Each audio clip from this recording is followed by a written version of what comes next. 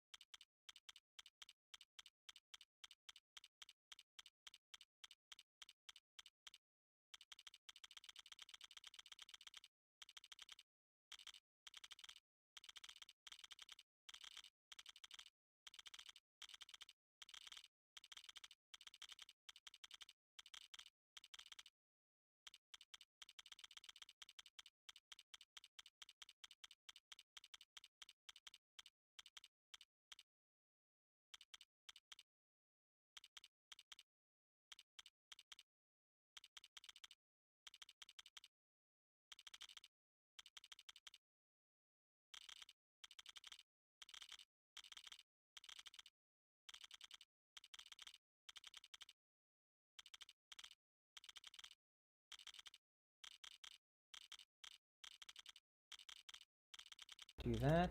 Do Google microphones analog stereo. Okay.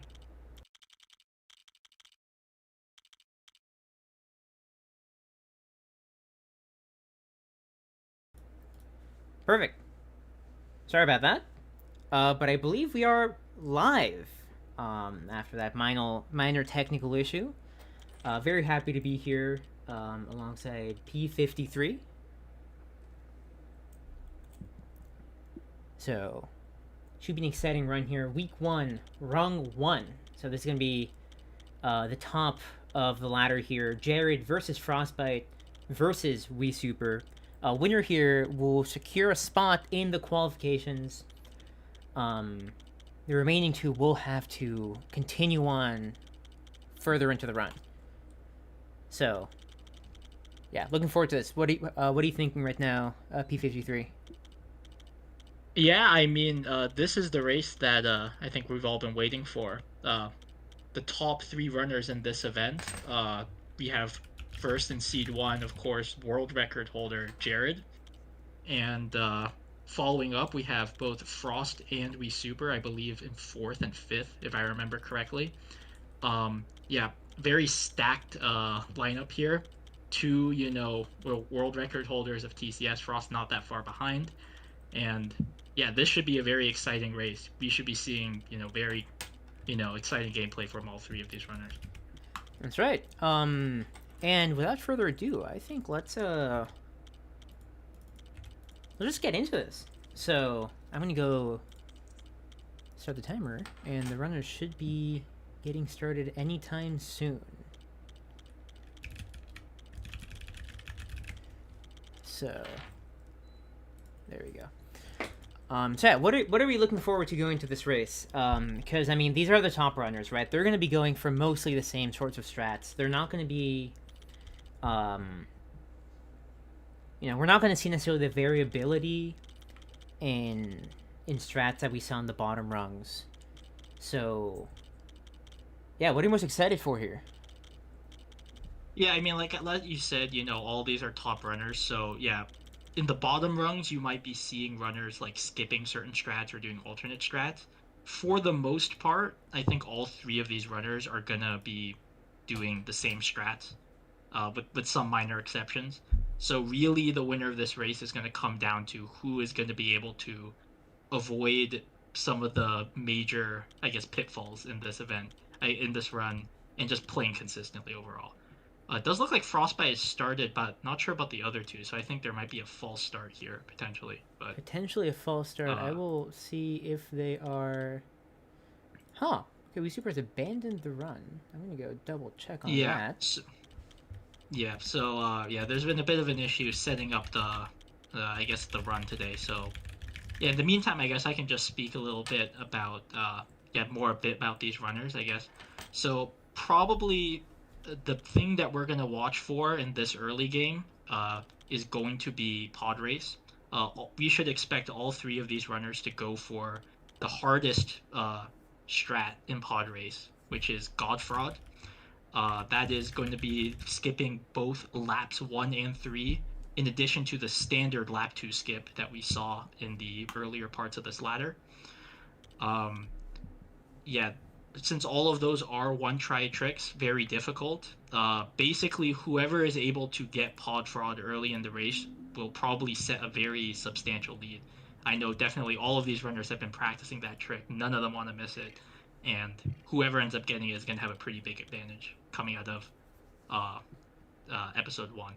Yeah, and I think something interesting to note here is, again, going off of, previous rungs, like, rung 7, especially play-ins, we saw this with Gamer Olive, very notably, right? But the concept of having a 3-minute time loss and then making it up, not that it can't happen, but you're working with much tighter margins here at the top levels, right? Like, this is a type of event where, like someone exiting episode 6 with a 30-second lead is something of like much greater importance than potentially a 1 or 2 minute lead in the lower rungs, just because at this top level, the thing that makes these runners top level is their consistency, their ability to execute, which is something that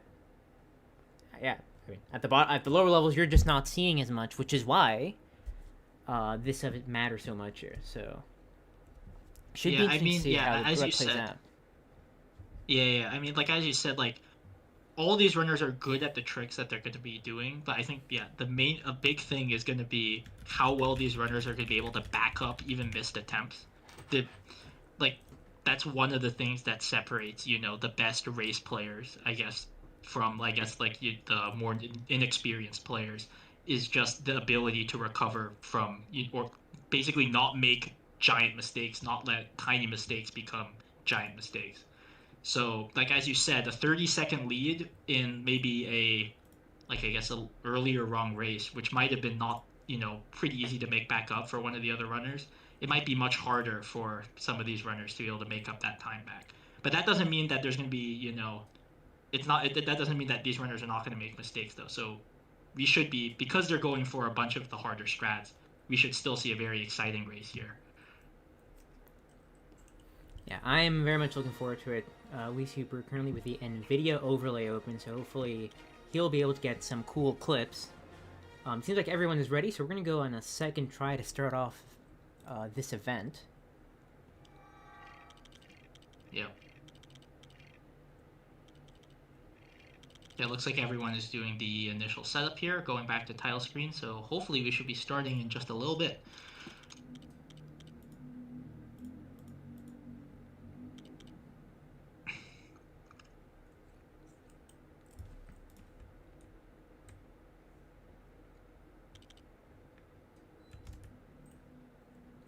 Alright, Frost is off. Jared is off.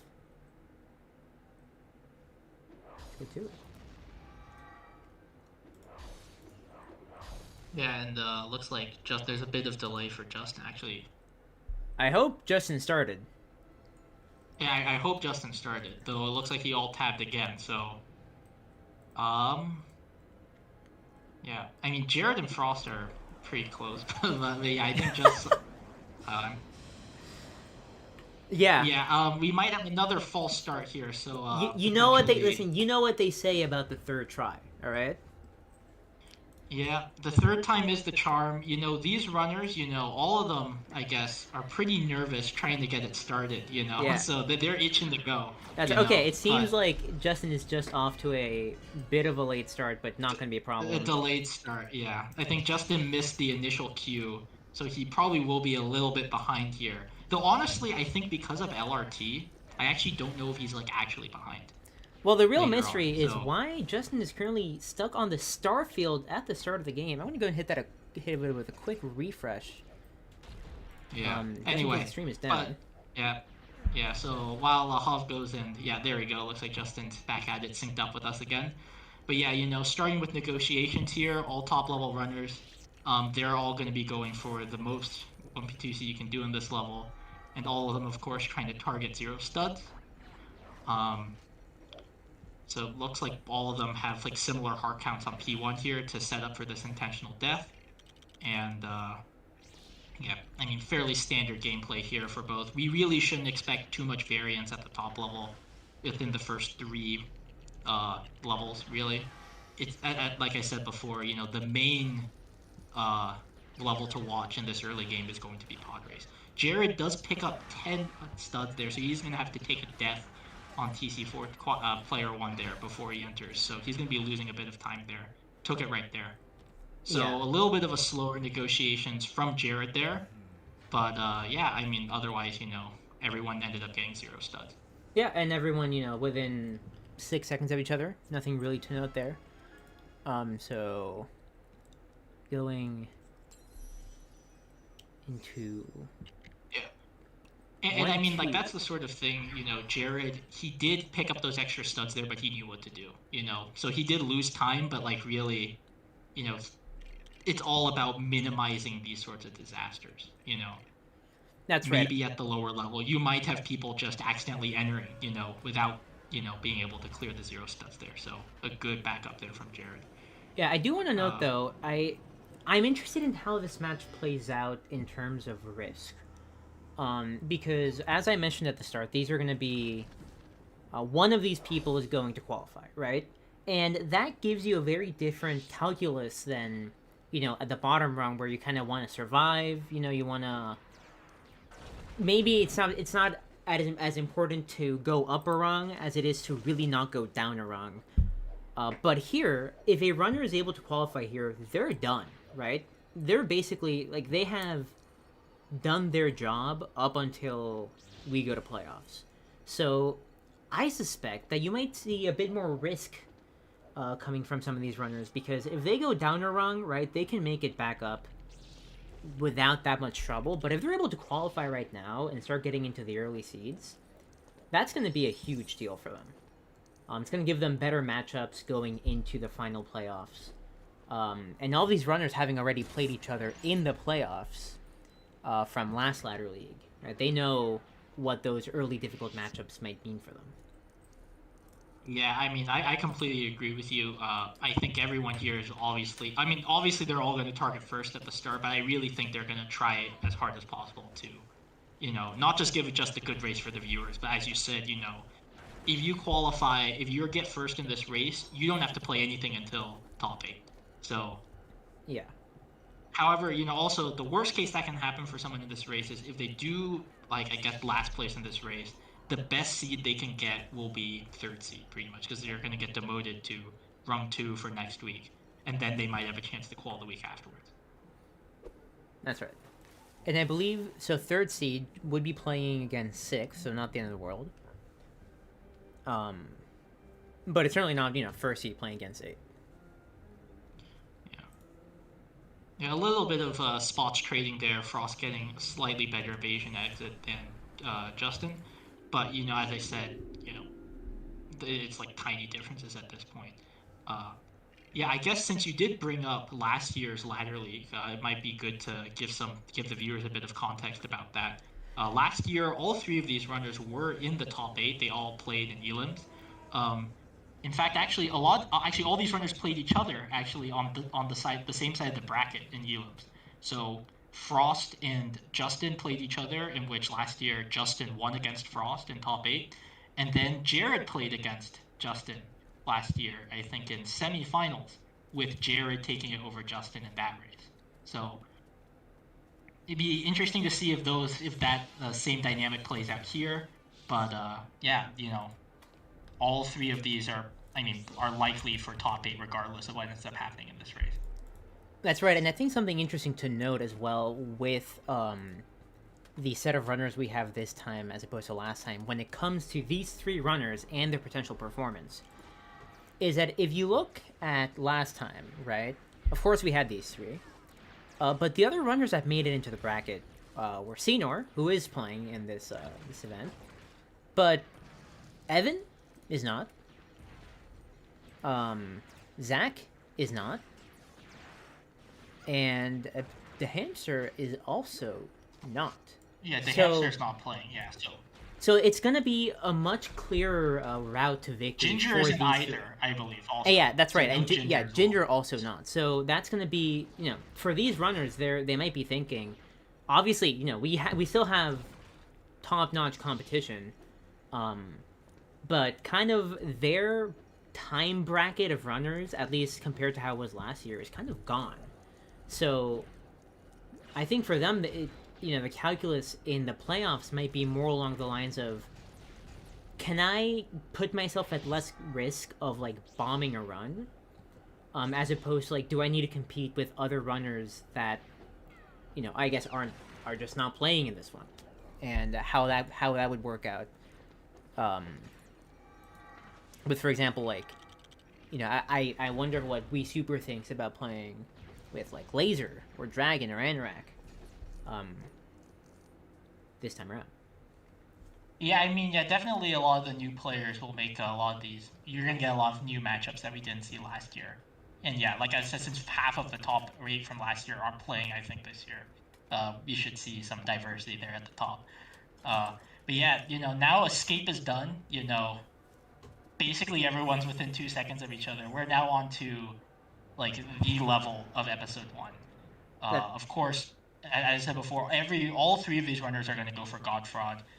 As you said, they all want to win, and not going for God Fraud would be automatically taking, like, an immediate time loss against anyone that chooses to go for it. But this strat is really, really risky. Justin actually this morning he was actually doing a prequels run on GDQ this morning. He went for God Fraud, live on GDQ and didn't get it. It is a one-try trick, and if and in the worst case, you might need to reset the level. So, yeah, this is going to be a real make or break moment for all three of these runners here. Probably the trick that, I would say they've practiced probably the most recently, I would guess, but who knows. So I'm curious, going into pod race here, obviously God Fraud is a big change, but how do you see it in terms of difficulty compared to last year? Because obviously last year we had some pod race disasters, right? Yeah. I'll speak to that in a moment. Let's see who gets the clip. So 2 clips, Frostbite and Justin there, and Jared. Takes a bit longer, but he I gets did not. Yeah, Jared gets a good height boost, so he should be getting lap 1. I see Frost, and yeah, all of them end up getting the cutscene eventually. I think Justin had to take an extra death there. Yeah, Jared had Yeah, to that's the first part had of the to turn trick, off adaptive difficulty. Yeah. Bud is now. Justin, unfortunately, getting one kind of mistake you could make on this trip, which is sort of over zooming on the lap. Because at the end, when you do the lap 1 version of the trick, you sort of zoom forward into the lap. If you have too much speed, you actually miss the out of bounds spot for lap 2. So Justin will have to play lap 2 of this. Normally, he's probably going to do like that backup out of bounds at the end of the lap. So But Jared it does hitting look like out of bounds. Jared, yeah, and Frost are getting it. Let's see whether Frost will get lap 3 here. Does not get lap 3 there. That, in order to get the out of bounds there, you need to hold a very specific angle on the controller. And I think, yeah, he either missed that or missed the pause. But let's see what happens on Jared's screen here. Also misses it as well. You know, Jared, yeah, I don't know. not too I don't know if bad. it's nerves. Is having a slightly strange menuing. I don't know if you noticed that. Last time I accidentally turned on adaptive difficulty and then suddenly went into the controls. I mean, I don't blame them. This is, as I said, you know, a really difficult trick. Let's see if Justin is able to get it. If he does get it, he'll be able to gain time against all these runners. Does get a medium height boost, so he might get. It should still work. Yeah, here he got the good respawn there.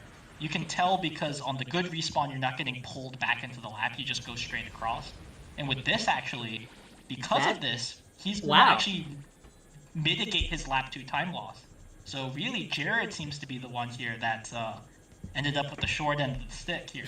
Yeah, shocking exit. Yeah, 1 second behind Frost. Wow. Yeah, really goes to show you how developed pod race is now, because, you know, speaking as to what I was saying earlier, half of this stuff did not exist last Ladder League, right?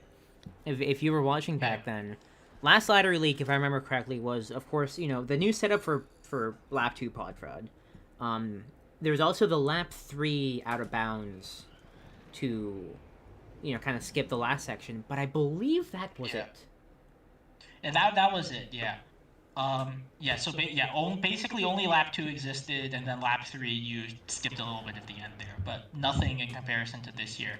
But the interesting thing, I guess, that you saw from that pod race is that because, you know, there's different tricks on each of the 3 laps, you can sort of miss specific laps, I guess. Like, you can miss lap 1, but get lap 3, you know, and that's what we saw there. You know, Justin did miss the lap 2 skip, but was able to pull it back because he got lap 3, while the others weren't able to get lap 3.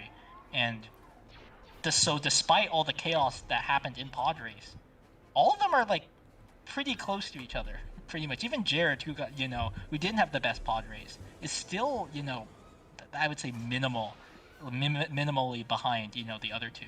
So honestly, for people that want a close race, you couldn't have asked for a better start. That is right. Which, yeah, it's funny to think about last year. Justin would have been kind of dead now, but complicated enough trick that there's just more to do. Yeah.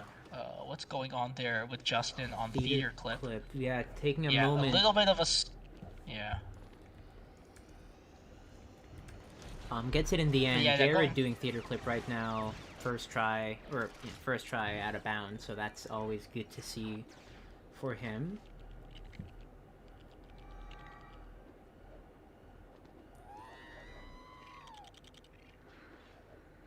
You know, as for, you know, Feed Palace, the level they're currently on, we should expect to see pretty similar strats among all of them. They're all going to be going for left side here, pretty much. No one is going to do the newest, I guess, variant of this next speed group coming up, so they all should be doing left side.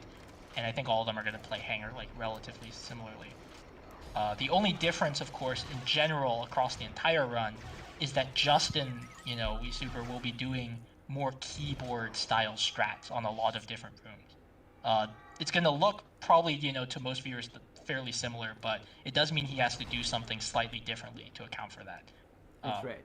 Frost and WIISUPER doing the left side. Jared, notably not. Oh, is he not doing left side? No. Oh. I forgot. Actually, does Jared not do left side? I don't think Jared has been doing the left side recently. Is gonna go for this. Yes. Okay. Slightly riskier. I don't know if it's. I don't know if I would consider riskier, but. I mean, I wouldn't say it. Yeah. I mean, it's not riskier than left side, but you know, but like, yeah, that's the safer strat, I guess, for this level. But yeah, I mean, obviously they're all going to be going for this feed 2 out of bounds, you know. A classic. Definitely a tough trick at the beginner level, but, you know, at this level we should see pretty standard movement across the board from all 3 of these runners. So, yeah, always a scary trick because it is a lot of blind out of bounds movement. Yeah, really, yeah, this trick is probably like one of the early tests of, you know, runners getting into the game, you know, learning out of bounds movement for the first time. It's definitely one of those early runner tricks that are hard to get down, but I mean, teaches you a lot to think about, like, the mechanics of kind of where collision is, you know, shows you how it feels to get kind of clipped back in. But, yeah, sure. Yeah, Jared, all of them still pretty close. You'll notice, you know, some, as you were mentioning, the keyboard movement from Justin, is going to give slightly different routes, especially in these larger rooms, but here it's not that big of a deal. Yeah, there actually was like a new strat proposed in this room, like relatively recently, but it is much riskier, so I didn't expect any of the runners to do it here. But yeah. Mainly here at the end room of Feed, you just want to make sure you get those camera pan skips at the start of the room. And you'll get a couple solid force pushes at the end, which it seems all the runners did. So yeah, you know, once again, Frost taking the early lead here. You know, Jared and Justin actually basically tied out of Feed. Yeah, and you know, mentioning what I was saying at the start, this is, let's say, equivalent to a 30 or 40 second time difference at the bottom level, right? They're only 10 seconds apart, but you'll notice they've never deviated massively from 10 seconds apart the entirety of episode 1. Of course, episode 1 outside of pod race, not necessarily a very complex, strategy dependent, difficult episode, right? But still, they're going to want to focus on all of those tiny gains and losses that they can get. Yeah. I mean, I guess on this level, like that, we do want to pick one death on lamp jump. Well, I do want to see how Jared plays this level because, you know, Jared, I guess, is sort of known for being very associated with this level. You know, he holds super the clean lamp CG jump on this level. And in general, I would say Jared has probably one of the strongest early games out of all 3 of these runners, you know. Of course, he didn't get the best pod fraud that he wanted, but I still expect him to play a very strong early game in general here. That's right. Jared, though, you know, competing for sort of you're at least going off of his PB, right? He had an episode 4 gold? Episode 4 well, exit? Was it the best episode 4 exit? Yeah, best episode 4 exit gold. In his world record, yes. Yeah, in his world record. So that's gonna be something, you know, for the other runners to consider.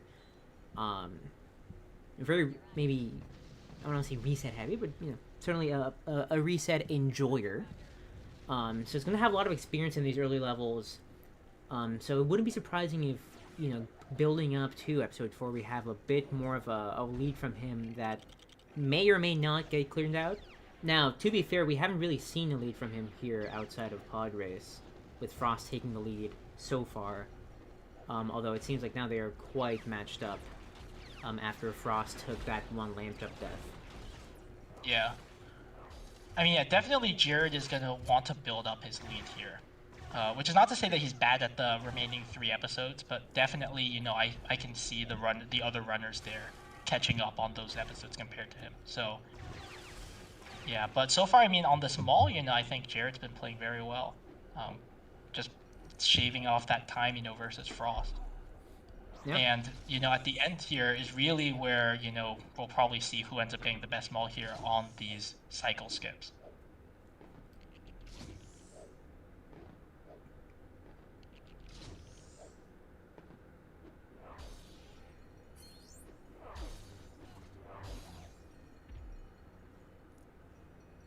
And it looks like Jared will be missing them while Frost is getting them. Yes. Justin gets them also, so I guess, maybe I cursed Jared here by calling him the Darth Maul Master, I guess, but looks like he is going to be taking a bit of a time loss, missing those cycle skips right there. Yeah, and notably, I think what you're going to see here is that maybe unlike the language we would have used in other rungs, here it's not about what runners are doing what trick, but simply how many tries it takes for them to get them, right? Right. Everyone is going to have pretty direct comparisons here. Obviously, Jared losing one of the cycle skips. But it's going to be all down to execution. It's going to be all down to consistency. Yeah, and even despite that, it does look like Jared was able to close the gap on Frost there. Now, basically making up like almost 8 seconds, I think. And Justin not far behind them. So, pretty standard. Well, I guess, like, honestly, not bad for a race, to be honest. Other than Pod Fraud, I think all these runners, I'm sure they've definitely had better episode 1s in the past, but no humongous disasters. And with a level like Pod Race in the mix, like, that's right. I guess you really can't ask for much more. I just want to note one thing here. As some people have now seen in chat, WIISUPER, no reset. That's going to be a bit of an interesting thing to see how that decision plays out for him. It does give him the benefit of he can use no reset seeds, which he might know better. I believe he has not really practiced there's seeds that you get on Jedi Battle if you do reset for episode 1. But at the same time, that may come back to bite him, right? Because that is a time loss that you're having to handle. Yeah, I believe he did say that he's just not familiar with the episode 1 reset seeds, so he's choosing to play, I guess, the seeds that he knows the best, I suppose. But yeah, episode, as the timings have found out, like, episode 1 reset is faster. But yeah, as Justin says, if you don't know the seeds for the episode 1 reset, you can't, you might not play any much faster than, if you knew the seeds for no reset. So yeah, it makes sense. He's playing what he wants to, but yeah, definitely the first big strat deviation of the run here. Yeah, and we'll see more. We'll talk about it more when we get into Jedi Battle, right? But at this level, the runners know the seeds well enough that they're effectively shooting blind into the crowd of droids, knowing that the droids are there off screen for some of the shots. So yeah, it really does matter to know those, to know the good seeds. And I believe, correct me if I'm wrong, but they are completely different between reset versus no. Yeah, they're completely different. Yeah. I don't know the exact difference in terms of how many seed iterations it is, but like, yeah, you're cutting out a couple of like invasion that really increment the seed count. So, but yeah, here, let's see how they're doing on these. Frame perfect right now, Jared and Frost. Wow. Yeah. Pretty much. Let's see how Justin deals with this torpedo section. Really, you just want to make sure to position yourself right such that all the torpedoes hit immediately, and it looks like that was the case for Justin. Yeah, I've always been curious how traffic works on Coruscant.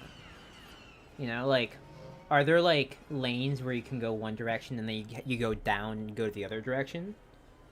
I actually have no idea, I guess. Because, it's not just like 2D, you have the height. I guess you can fly above someone as well. So. Yeah, and as far as we know, there's no like stoplights in space. So. Yeah.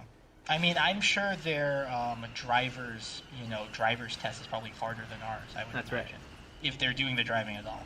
But anyway, on the subject of good driving, Jared and Frost both hitting. Oh no, Frost doesn't hit that second that's light gonna be there. unfortunate. It looks like he has failed that test, but That's right. Jared hitting it. I mean, yeah. I mean, we say this every single time, but like any casual player. That horrible! Did you see that blank from Jared? Oh yeah. It like hit the other yeah. ship. Wow. So that's gonna that's... be all of the time that Jared gained from Frost not hitting the light lost from having a few blanks on that last front left pole.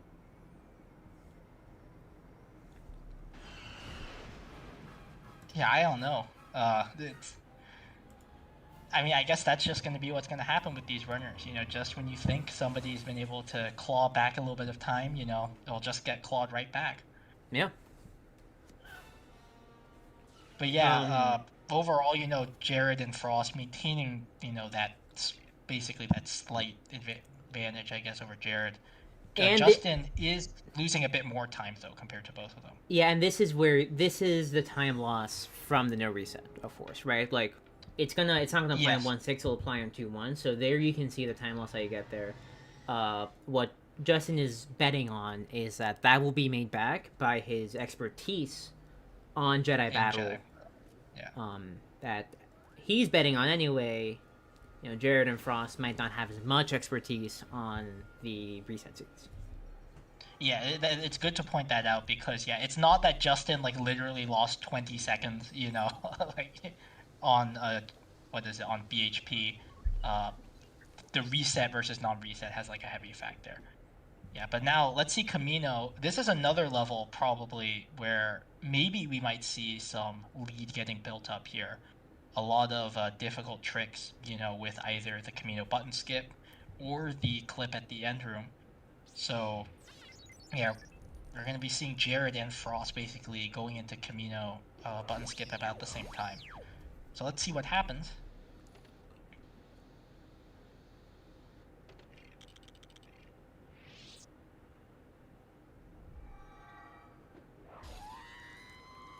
That is going to be first try on the out of bounds for Frost, first try on that out of bounds for... that was close. Yeah. Yeah, you can fall a little bit under the floor there and still get it, because of just the way the out of bounds collision works here. Yeah. But yeah, a little bit dicey, but it looks like all three of them are going to be getting Camino button skip. Again, at the top level, it's not that it's free, but definitely, these runners have practiced this a lot at this point. And this trick has been in the run for a while at this point.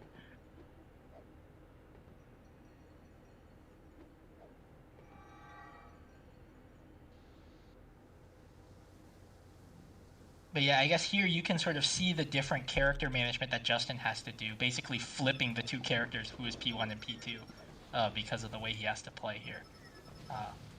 Doesn't change too much, but it's one of those, as I said before, those minor things you'll be seeing Justin doing that the other runners won't be doing. Yeah, and all because of the keyboard. And also, it's interesting, I find Justin's running style very interesting, right? Because he is sort of the elder statesman of LEGO Star Wars, of TCS, right? He's been around, certainly, obviously, longer than I, longer than most other people. Well, longer than anyone in this race, that's for sure. Certainly longer than anyone in this race.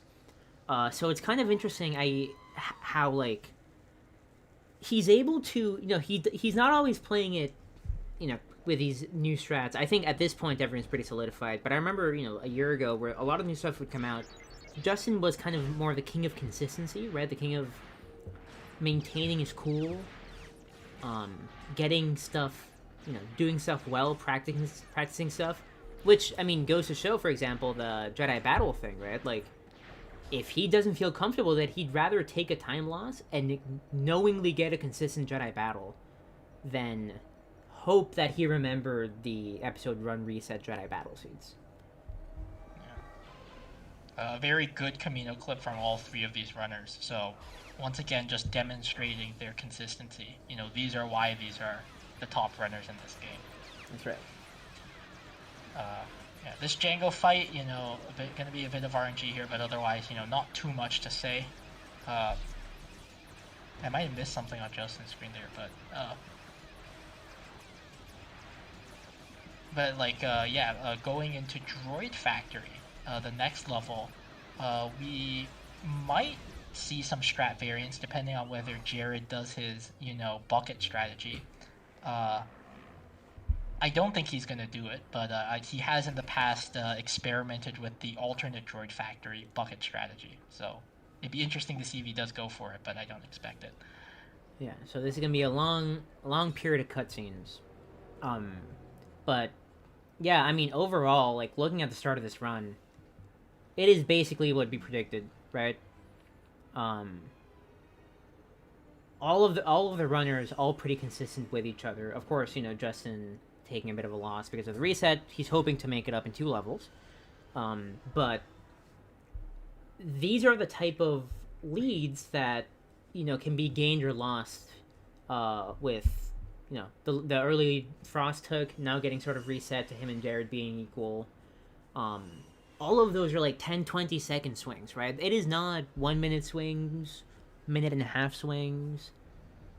So these levels are gonna be, they're gonna kind of set the pace that further into the run will define which micro optimizations the runners will have to execute to make their time back or to solidify their lead.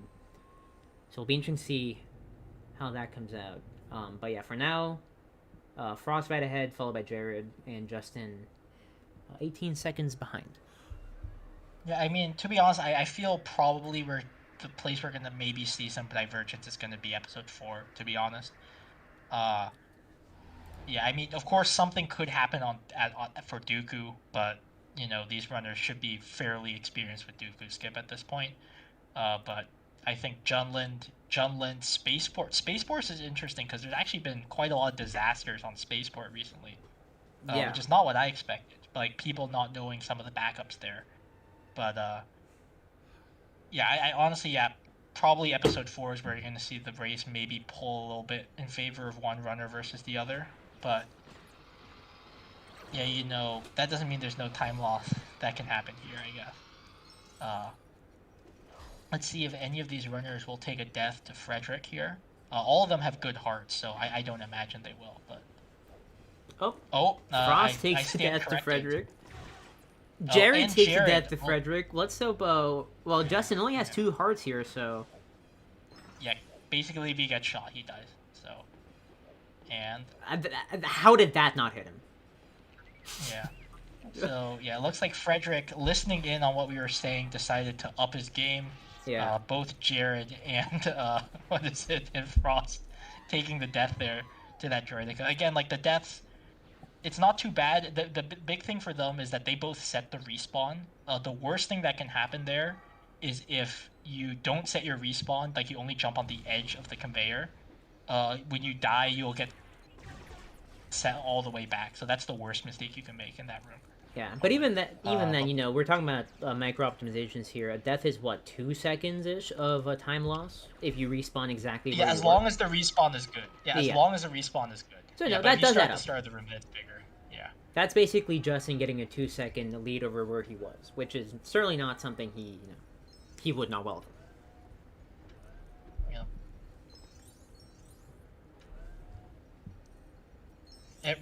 It's very nice. Everyone is in the same room, I guess. Yeah. I don't know who has the best loads here, but hopefully, if the runners' loads aren't too different, they should remain roughly synced up, hopefully. Though, yeah, I actually don't know who has the best loads here, but it's nice to see everybody in the same room,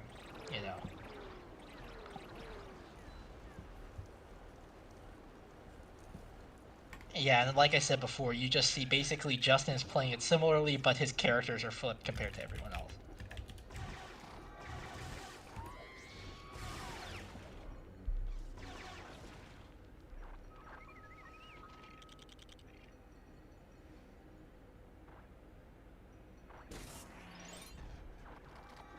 Pretty cool stunt there on Justin's side. I don't know if you saw the freeze frame of.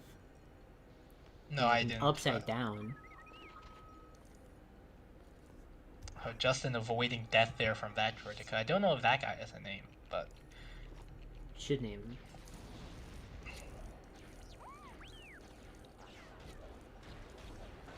him. a bit of a spoiler there on the stream, but yeah, I mean, overall, you know, other than the deaths from Jared and Frost, since they both had the death, basically that time loss equalized out for them. Pretty standard droid factory altogether. That's right, and this is where Justin's gambit, one might say, he's hoping will pay off. Will the seeds going into Jedi battle favor Justin in this case? I think, like, theoretically, the no reset seeds are better, I think. But, yeah, I mean, I don't know if it's like 15 seconds worth of difference, I guess, but they are better, I suppose. Yeah. But again, you know, if you just don't know the seeds, then it's going to be bigger than a 15-second difference if you just choose to do seeds you don't know. Yeah, it reminds me of when we were originally doing the seed analysis a few years ago, right? And I believe you had given Zach the mathematically worst seed, right? And it turns out it wasn't that bad because you know what it is, right? And that's really what does it for you. It's not certainly, you know, you can have good seeds where everyone is just touching each other and like you don't need to know where everything is because it's all on screen at once. But except for like those absurd cases, it really is just about knowing what the seed is. Plus or minus a few seconds. I guess on the subject of, I guess, Justin's Jedi battle, like, he didn't have the best Pillars 1. Basically, one of the droidicas killed him, and he had his shield up constantly. So, taking quite a bit of a time loss at the start of the Jedi battle here. So, definitely not what you want to see if you want to make up time at this level, I guess. Getting a pretty good kill there on that pillar, in the last one. So, this is the moment of truth. What is Justin's Jedi battle going to be? There's one. Okay. Frost has already entered the second wave. Jared entering the second wave. Justin... Oh, not getting the aim on that final droid, that's really unfortunate. That's going to be a few seconds there. Having trouble on this last cycle, outside of the bad Pillar 1. Frost is going to take a lead here going into the Jango fight. This is not what you want to see if you're Justin. Yeah, he's going to be going to take a pretty significant, I think, time loss after this Jedi battle. But, yeah, I guess the well, I can't say the gamble didn't pay off because, you know, as I said before, Justin doesn't know the reset seeds, I suppose. But yeah, Jared and Frost, I think, both probably going to be able to take a fairly significant lead over Justin exiting episode 2 here from this. Yeah, so that's going to be unfortunate for Justin. Not quite putting him out of the race, of course, right? Anything can happen. But as I've been saying the whole race, these time losses at this level are more important, right? 20 seconds, not the end of the world. Certainly you can fix 20 seconds. We're only on episode 2. It is 20 seconds that you previously didn't have to fix, right? But here going into Gunship, Jared and Frost are in. Justin is entering, so that's going to be Justin now 21 seconds behind Frost. And Frost and Jared still, for the last 3 levels, within a second of each other. Yeah. For Justin, you know, this level is also another level that hopefully he'll make up some time on. You know, Jared taking a death there on first barrier skip. That's really unfortunate. Yeah, but I was saying, like, this is probably one of Justin's best levels, so...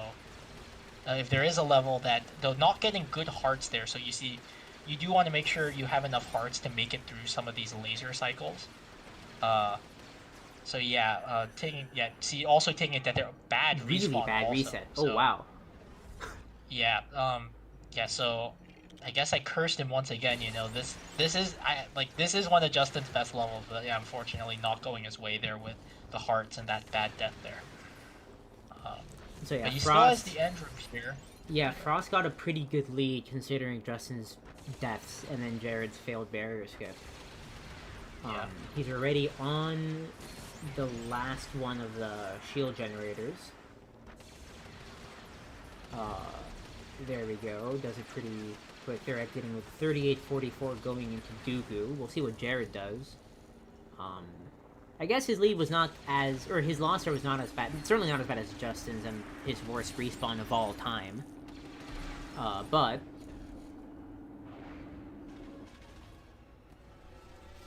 still not something he wants.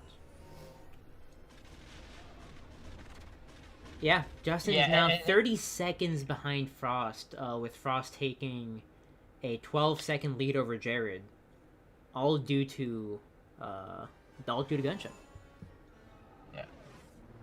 Yeah, Frost is. I guess we'll wait for Dooku skip to. I guess before I bring up the tangent, I have to bring it up here. But what I was gonna say is that I guess Justin, probably out of all three of the runners, is probably the underdog for this race. Probably of the runners here, he's probably the least derusted, mainly because I think earlier in this year, he had to get like wrist surgery for some wrist injury he had. So he only recently, I guess, returned to attempts. So here, let's hope he makes this Dooku skip. But yeah, definitely and also his PB is still out of date. Like he hasn't gotten an updated PB with the new strats yet. So yeah, probably for Justin, he's as I said, the underdog in this race, and definitely it's going to be an uphill battle for him here with this early time loss.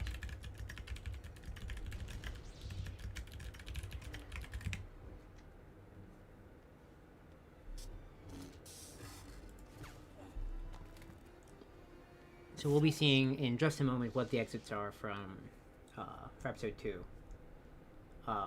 Coming up, of course, episode 4 might be the decider, right? There's a lot of things that can go right, a lot of things that can go wrong, a lot of micro and macro optimizations, maybe in a way that episode 2 and 1 did not have. So we're gonna be looking for trash skip. We're gonna be looking for fry skip. We've had some fry skip disasters. Oh yeah, disasters may be a strong word, but disasters on the lower rungs. So hopefully at this level they'll be a little less rusted, maybe more knowledgeable about the backups. Yeah, I mean, so for episode 4, I guess the big thing. Well, I guess there's a couple of things new in episode 4 this year compared to last year. So, of course, we have the new spaceport skip, fry skip, and I guess also an interesting thing this year compared to last year is that trash skip last year was not, I guess, guaranteed, at least the clip, and this year trash skip, which I guess was a big source of variance last year, is probably not going to be the biggest source of variance this year, though we can still see runners missing it. So yeah, I mean, but episode 4, I think as I predicted earlier, what is going to be probably a major source of variance between these runners. Probably not Secret Plans this first level here, but definitely Chunlin, Spaceport, Princess, DSE. Big raid from Captain Paxo, so welcome all. Yeah. Thanks, Pack, for the raid. We're going to be going here into Secret Plans. Of course, Secret Plans really, to me anyway, it's more of a showcase of 1P2C. This gets commented on all the time, but it just is a very beautiful level. It's very clean. Things kind of flow. It's like a dance, one would say, in a way that the other ones are not. Not really a lot of glitches to speak of. A dance. That's an interesting way to describe it. It's a dance. It's a... Yeah, I mean, because thinking about it, do you ever really not 1P2C? It's 1P2C the whole way through, right? Oh, in Secret Plans? Yeah, Secret Plans. I guess in the end you drop out characters, I guess, in Secret Plans, but yeah, in general, the way it is, I think, in this game is that the less tricks there are, actual glitches in a level, the more 1P2C there is. And Secret Plans is a level that does not have a lot of glitches in it. There is the super crane, that's basically it. So as a result, and because it's one of the longer levels in the game, just corridors, it's going to have the most 1P2C probably. That's right. But as a result, this is not a level that typically people lose a lot of time on. I guess, relatively, compared to the levels coming up here. So probably going to be a nice breather, hopefully, for these runners, to gather their thoughts before, the gauntlet of levels that lies ahead. Yeah, breathing, by the way, not something that Captain Antilles was able to do at the start of A New Hope. So we'll see what, I don't know where I was going with that, but, rest in peace. But yeah, I mean, nothing really to note here. Yeah. Jared's going to be going for the jump. Justin's going to be going for the jump.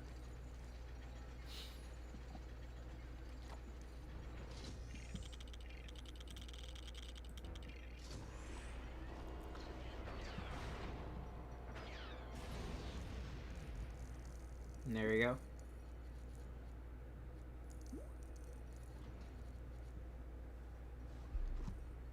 Yeah, that trooper really sniping Frost down Yeah. following Frost down the corridor there. It doesn't matter. They're gonna take an intentional death here anyway. So, yeah,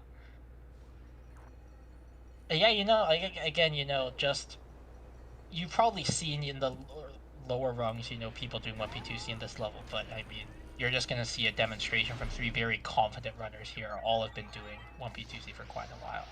Yeah. I think even Frost has been in this community. Like, he's a newer runner, but I think even he's been in this community for at least 2 years at this point. So. Oh yeah. Well, Frost joined with the wave of summoning Salt. It was like post-summoning Salt. Yeah. Yeah. So it would be like early 2023, late 2022, I believe. That's right. Yeah. So, So at this point, I mean, I've always been impressed with how quickly Frost was able to go from just joining to becoming, as you can very clearly see, a top runner. No, he has experience previous. Like, this is not his first speed running rodeo, one would say, but I mean, talking about 1P2C, 1P2C is kind of the defining trait, right, of all LEGO speedrunning. Which we're on LEGO speedruns. I probably don't have to say that, but it does. It does kind of. It becomes a thing that for a lot of people coming into this game from other speed games, or just generally coming to this game, kind of is the most it's the weirdest adjustment, right? Because you have to be thinking of what both characters are doing, kind of splitting your mind off that, develop techniques to like almost train yourself. So like, for example, like when I'm playing, I always make sure that I keep like one character on the left of the screen, one character on the right. Of course, I have a 320 any percent record, or PB, so who knows what I'm saying. But yeah, something to know. Yeah, you can see Jared actually doing the rare moment of non-1P2C before he immediately calls the two characters back. And again, overall, just as expected, I think only Jared had like a minor mistake missing Super Crane once. But yeah, I mean, we didn't expect the runners to mess up here, and they pretty much didn't. However, Junland, not the same, not quite the same situation. At least in the runs I've been commenting, right, we've seen the classic satellite jump, right, for Fast Force. We've seen the EJP jump. Have we seen a lot of slow force in the other runs? I don't remember. Not really. It's definitely at the lower rungs. I didn't see it at all. I think a couple of people did it. But yeah, I mean, definitely we'll be seeing all three runners going for it, unless Jared chooses to surprise me again, I suppose. Yeah, slow force, yeah, it does save a little bit of time. But one thing with slow force, I think I mean, I guess how would I describe the difficulty of it? I wouldn't say it's like the most difficult trick ever to get down, but certainly, I think for a lot of early runners, who might not be as experienced with it, like if you do slow force and then you mess it up, you definitely need to know how to back it up, I guess. And knowing slow force, I feel it's not just knowing the trick, but also all the different backups that you have to do in case you like pop and bounce or something like that. Which all these three runners should know because they've basically been through the entire evolution of the strats of Junland here. That's right, and I think they're backups that Oh, I just want to know, by the way, yeah, a little bit of a gap close from Justin. Actually, never mind. I lied. That is the same exact time. Sorry. Anyway. Yeah, I mean. Yeah, those backups, because that is, I think, the defining thing, right? Because, like, unless you clip into the red brick room when you're doing, like, satellite strats, right? It's not a huge deal to back up. Well, bit of a miss there from Jared. Ooh, yeah. Not. Let's see. That should be good from Frost there. Yeah. Frost gets it.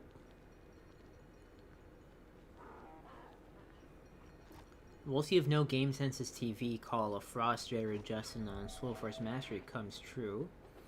Certainly, I think Frost is going to enjoy the lead he got from a very clean Slow Force.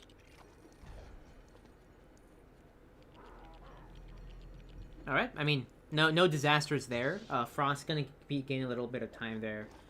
First try BBJ. And BBJ also. Yeah, so that's always nice to see. Yeah. And, you know, it's honestly, it was kind of quite quaint, you know, like seeing like the earlier races in this match, seeing the Bantha, you know, because really we don't see that much anymore, you know, at the top level. Yeah. But, I mean, but yeah, here, you know, everyone's going to be doing BBJ. This trick is pretty much, it's just standard at this level. And, yeah, like even like sub 230 level, you're probably going for it. All three of them getting it first try, so that's always nice to see. Yeah, DBJ, it sucks. It's not the hardest thing in the world. It's not very fun. It's kind of a pain. But, yeah, they're all going to be able to get it there.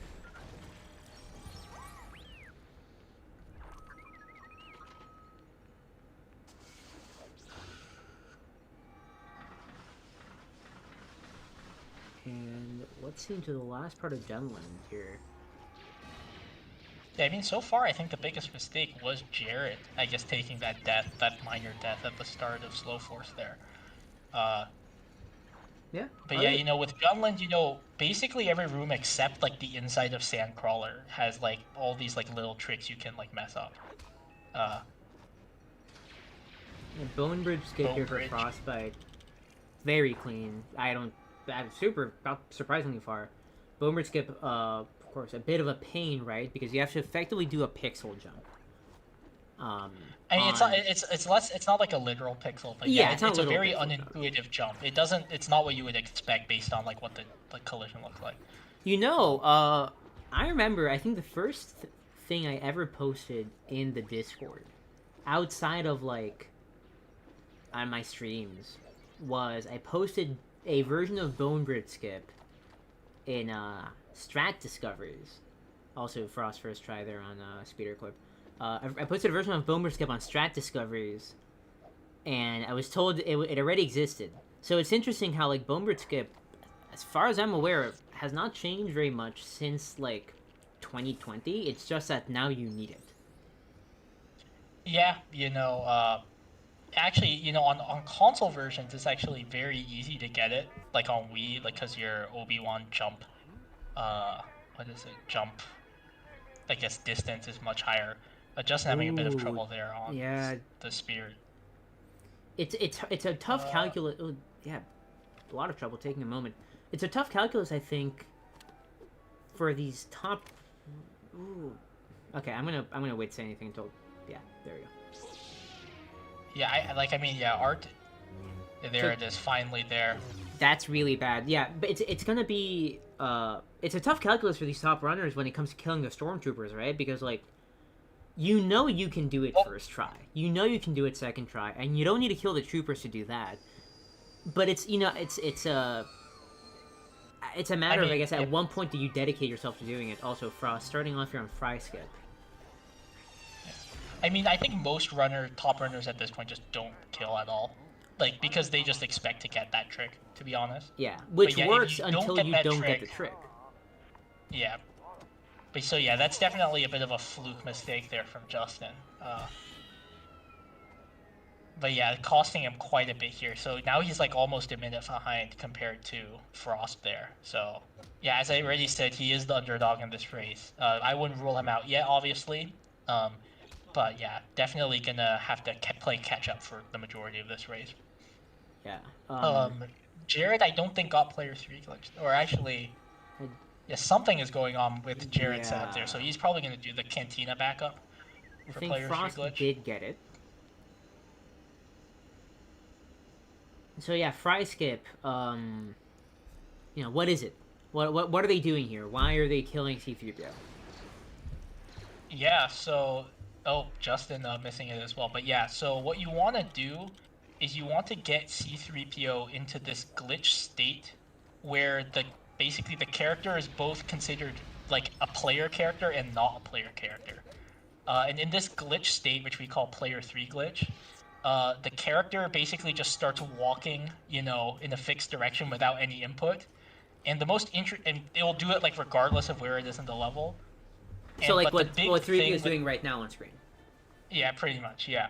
But the big thing is that this player, because he's in this like semi-glitched, like semi-player state, it can actually hit transitions. So in this last room, which you should see Frost here, in this last room, before you get to hangar, even though you're not the hangar yet, the hangar is loaded, and C-3PO is just standing there. And because C-3PO is in this glitched walking state, he can walk to the transition for you. Basically enter the Falcon without you even going to the hangar. Yeah, so you saw it there on Frost's side. I just want to comment about glitched states. It seems like Justin's in a glitched state of consistently brutally killing C-3PO and then not doing anything with it. I guess he's not aware of the Cantina backup? Yeah, maybe he's just not confident in doing it or something. But yeah, he's trying. I mean, this is almost run ending here. Yeah, this is going to be like a pretty big time loss. It is interesting actually because Justin was one of the people to first find this skip. Actually, interestingly enough. But yeah, and what you want to do. Actually, yeah, he doesn't get there. What you want to do is you want to kill him and then basically pull the character out of off camera so you get redropped in. But yeah, currently, the original setup, which relied on the initial players, like where they were at the start of the room, is like he can't do that setup anymore. So he's sort of like winging a setup right now, I guess. Yeah, that's gonna be I mean, we'll see what the time is. Anything can happen. To me, that is run ending. Like, that is a 2-minute time loss, and it just goes to show what we were both saying, which is that when it comes to these tricks, it's about the backups, right? It's about knowing how to fix stuff when it goes wrong. None of this should have been necessary, because he should be able to do the backup inside of this room. But he doesn't, I guess doesn't know it. So... Yeah. So, I mean, you can see it... Wait? Oh, yeah, his characters, I think, are just like... Yeah, there you go. But yeah, you can see there, C-3PO is able to trigger the door there, even though he's not, like, an actual player. But yeah, I don't actually know. Maybe Justin doesn't know about the Cantina backup, but... So, according to, who was it? To Blager, in a stream a week ago, he said he forgot the backup. I think he must be beating himself up right now about not having learned it. Because, like, I mean, again, we'll see the time. In my mind, it's over. I would be very surprised if he's able to pull back. Yeah, I mean... Yeah, like, that is... I mean, you can't rule anyone out, obviously, but yeah, as we said, at the top level, like a 2-minute time loss, even though I guess it's still relatively early on the RUNG, it's pretty substantial. I think he's going to have to rely on these other two runners making a significant mistake to sort of catch up here. Yeah, and at these top levels, that's not what's going to happen. Although, that does mean for Jared and Frost, right? I don't know if they're talking to each other. I don't know if they're aware of what's going on, but that is going to kind of lighten the load off of them. Could change, could change the way they play. They might play less risky because now they don't have two players to overcome to get that to get that prized first qualification, first seed going into the playoffs. Justin not nailing the camera setup there for Fry Skip. At the end of the room there, though C-3PO is like walking by himself, you still need to manipulate the camera to angle him to walk in the right direction. So I'm not sure exactly what happened there for Justin, but I think maybe the troopers got in the way or something. He's going to have to reload the room and reattempt that. At what point... there we go. There it is. That's so frustrating. That Justin, Yeah. man. I mean, yeah, that's.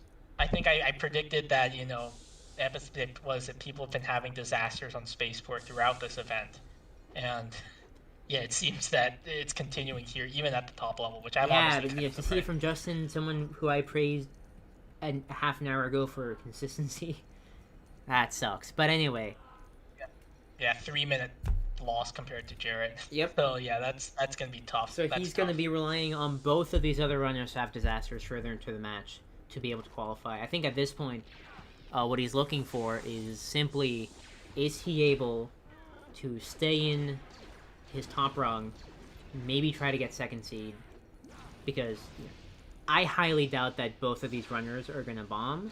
One of them might, right? I could see a 3-minute time loss from Jared or Frost further into it. Well, it's not going to be any one. Oh, thing, yeah, I guess think I would. it has to I be- would be it's gonna have shocked if to it be was. a sequence of disasters. I think. Yeah, I mean, yeah, I guess if he were, if either of the runners were to like quit Chancellor and go back in, right? Yeah. I will say, Justin does have a very good episode 5, at least on paper, with CGs. So he does, you know, have the potential to have a really great episode 5. But yeah, you know, I mean, it's hard. It's 3 minutes. Yeah. I think if you're a Justin fan right now, you're really hoping that either Jared or Frost mess something up really bad in this DSE here, because he's gonna need that time. All right, we should be coming up on Trash Skip for both Jared and Frost right here. Yeah.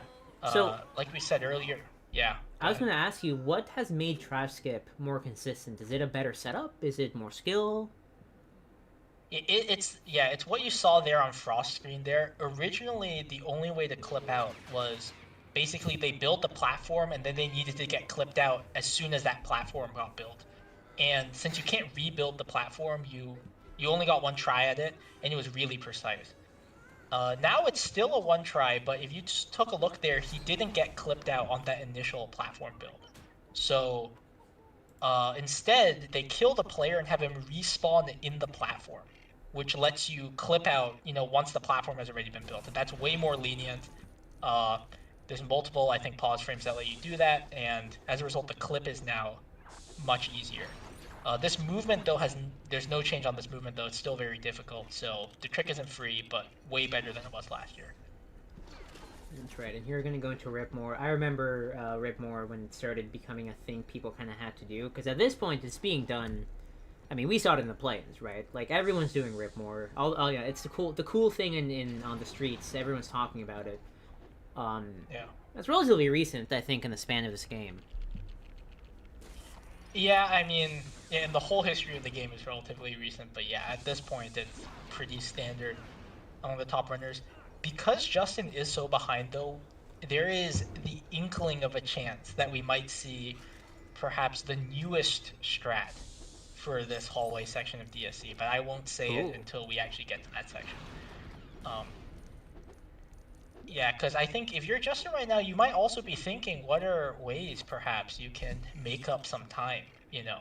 It will be very interesting to see what Justin's strategy is going in, because of course, though he can rely on other people making mistakes, that aspect isn't really in his control. So, I don't know. We'll see if anything interesting comes up. Yeah, Justin taking the stoic perspective of, you know, controlling what he can control, ignore the rest is noise. No point in being worried about that which is not within your domain. But like otherwise, I know we've been talking about, I guess, Justin a lot. But yeah. You know, I mean, but for Frost and Jared, you know, nothing major in this DSE, so they're just like fairly standard gameplay all around from them. Yeah. You're going to be hearing that a lot because really, like that. This is what we expect. The spaceport thing from Justin, that's like the anomaly. Like that might be the most extreme thing that could have happened in this race, to be perfectly honest. Like most of the other levels are going to be just very solid, consistent gameplay. But yeah, I guess you can't expect any race to have no disasters. You know, I wonder. thinking back. Oh, hold on. I have a fun fact to bring up here. That guy who is on Frost screen, who is currently asleep on top of the tower, does in fact have a name. So if anyone here is interested in Oslio Prennert, the tower guy on Yavin 4, which, fun fact, was played by Lauren Peterson of ILM, because he's the only one who did not have any children, so that's why they put him on top of that tower. That's like in universe. In real life. In real life. Oh, okay. Oh, you're saying that though because of like a workplace hazard. Yeah, exactly. So if he were to, I guess, fall and see, die, no one would mourn him. Which is a very sad way of getting selected to be an extra, but. I mean, he's in the movie, so. Yeah, there we go. Yeah. Anyway, here is trash skip for Justin. There's auto printed again on Jared's screen. Oh no. Oh. Not hitting that transition there. So, yeah, the issue is that transition is basically stuck inside the door. So if you go too far forward, you're gonna get clipped out into the level, and if you go too far back, you'll get clipped out behind the door. You can reattempt the trick here, so he will get it that second try there, but basically losing a lot of time there. So not just losing more time compared to Jared and than Frost. Here's the thing I was about to, that I was foreshadowing earlier. I have no idea if he's gonna go for this. We'll see based on the way he pushes these. Oh no, loses the helmet also. That's another significant time loss here. But yeah, it does look like he's not going to be going for it. There's a new strat where you basically clip out with that box and jump up above the ceiling and skip the hallway. It's really, really hard. Has just been, I guess, standardized a little bit, but it's only just now potentially getting considered for runs. But Justin not doing that would have saved, I guess, at best, maybe like 15 seconds or so over not doing it. At this point, Justin, any time save you can ask for is good. I guess one way to think about it, right, is that if Justin loses a bunch of time on a trick, it's not like he's going down any further in the rungs. Yeah. Yeah, so he's gonna have to back up the helmet here in DSC also, yeah. Overall, yeah, not the best. To the people who I guess maybe just joined, yeah. So far, pretty standard race from all three runners, except WIISUPER had quite a big disaster. Oh, Justin blank? Well, he's not. Or not, sorry, did Jared blank on the bottom target? Is one of those lines still red? I think I saw one of the lights still red. Yeah, he did blank on the bottom target. Yeah, still red. Yeah. That's unfortunate. Okay, I'm so sad that he didn't notice that. Yeah, he blanked on. There you go. Yep. Ooh, yeah, that's gonna be a sad time loss. Did hit it. Okay. I mean, I guess the post episode 4 game analysis is just gonna be Frost ahead, by a significant amount. Of course, at this level, they're all going for the no setup on the set of bounds that Jared just did. You're not no bouncing on the corner, no. Yeah, there's no like dilly dallying there. Nah, they optimize.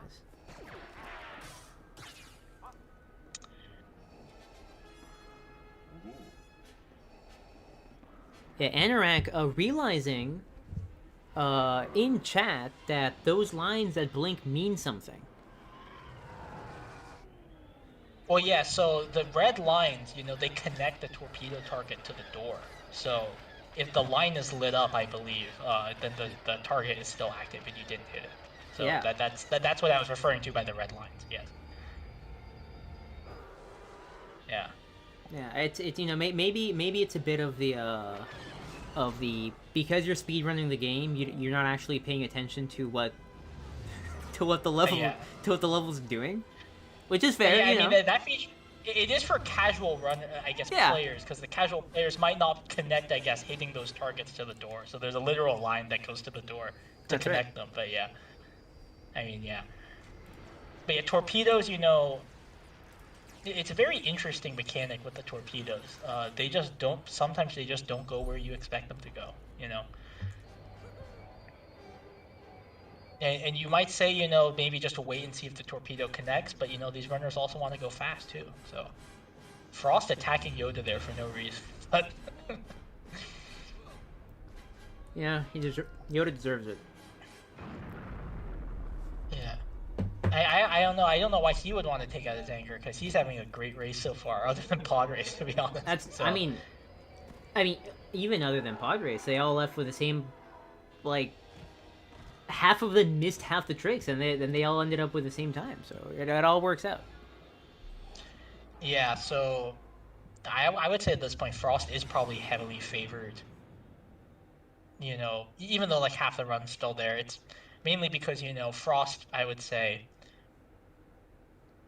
Yeah, I mean, for late game, I don't know. How would you assess these three runners for late game? I mean, I did mention, Justin does, I think, have the best episode 5, but, probably I would say Frost, Justin are more of the solid late game players, I would say, probably. Yeah. This is not the result you wanted if you're Jared, because Jared, as we know, has a episode 4 exit, fastest episode 4 exit in his world record. Right, so Jared does have the best episode 3, though, I suppose, but that is the shortest episode. that is exactly that is the shortest. And what you would want, what you would want to see if you're Jared is you exit episode 4, maybe 30-45 seconds ahead, right? That then gives you buffer for these late game runners to be able to outpace you a little bit, and you're still able to maintain your time. You don't want to be exiting episode 4 a minute behind Frost, right? That is bad. Because now that is time you have to make up in the area where your opponents are better than you. So this is exactly what Frost wants. Of course, we'll see how Justin exits episode 4. But that's a different story. Here's the thing. I think like on paper, Frost does have like the best. I think 1, 2, 4. But like I think like typically we associate Jared more with the early game. But yeah, here I guess going into Jabba's, since we've really split up, I guess these three runners at this point, I guess we're gonna really have to just talk about each of them individually. Yeah. But yeah, here in this first room, oh my god, I've seen some people lose that helmet there. I think somewhat recently, but luckily not losing the helmet there before the panel. That's right. Frost getting bullied there by a Bomar monk. So for those who don't know, those are actually beings who had their brains put into the spiders. Oh yeah. And then for some reason that I don't get, they showed up in Jabba's palace. Well, no, I thought it was that like this is their temple and like Jabba took over their temple or something. Oh, you're right. Yeah, no, you're fully right. I think that. So they're just like, I guess they're blind, so they can't tell, but they're just like, man, I guess there's just like a bunch of like jazz music going on, like we'll hang out here until this guy leaves. Yeah, I mean, like, where else are they gonna go? It's like outside of the palace is just like desert, So what are you gonna do with the desert as like a spider monk? I suppose. Yeah, I mean, yeah, I wonder what they eat. Let's take a look. I mean, I guess while you dig up that very important information for this race, Jared now finally entering Jabba's and Frost getting spiderless. Yeah. At this point, all these runners have pretty much mastered this trick. Spiderless, also known as Bomar Nun. I guess. So. In fact, I don't think I've seen a failed spiderless in a while. No, it's been really consistent. Yeah. Yeah. That is, I think, also one of those. What's it called? I think it's also one of those tricks where knowing the backup, it might be. Here's a question for you: what trick has the most important backup? Right? Because in my mind, you fail spiderless. If you don't know the backup, you are effectively soft blocked, right? For spiderless? For spiderless. So if you fail it, or actually, you're not soft block. Yeah, I guess you can just do the room, right? You can just do the room, worst case. But I mean, all three of these runners know the backup for spiderless. So yeah. Oh my god! Folks, next time we get a big cutscene, go to the Legends page on the Bomar Order. They are dripped out. The Bomar monks apparently wore the largest hats known to man. In a cool necklace. Be sure to keep this tab open for the viewers, but...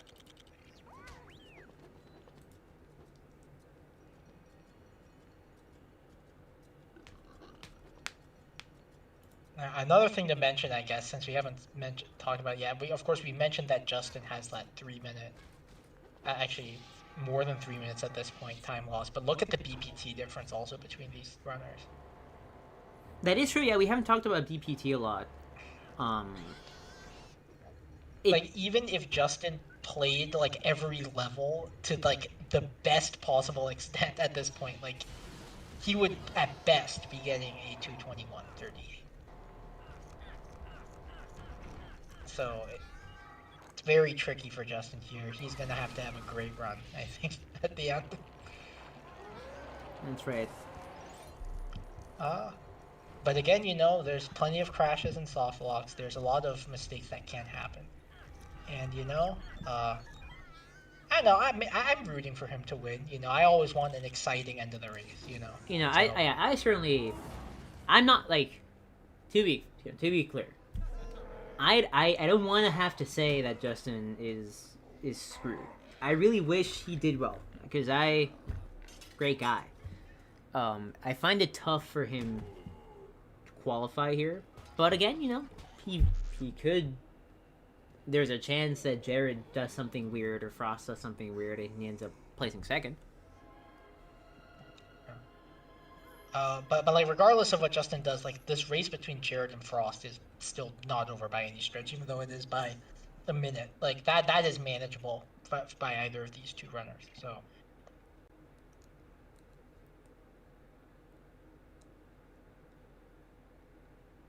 But yeah, Frost going into a, of course, famously annoying level. I'm curious, how do you think, or what sort of impact do you think that Pixel Disco has had on the community and on the run? Yeah. So yeah, one way Justin could have made back a lot of time back in the day would have been through Disco Skip. Where like you can easily lose minutes to Disco Skip on like the worst possible case. These days, I think all three of these runners probably are going to be going for Pixel Disco, where you basically just do a more deliberate setup rather than sort of wing the setup like we used to for clipping out with the speaker.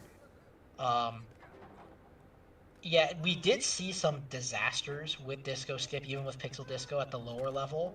I think mainly because people weren't too sure about the setup.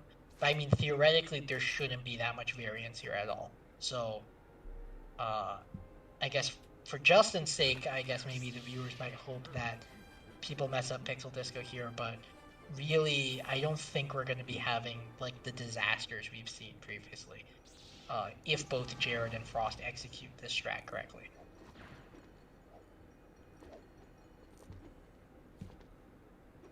And we'll be seeing it coming up right here with Pixel Disco. A bit of a weird character management thing with Frost here, but doesn't matter. He just needs to get the trick here.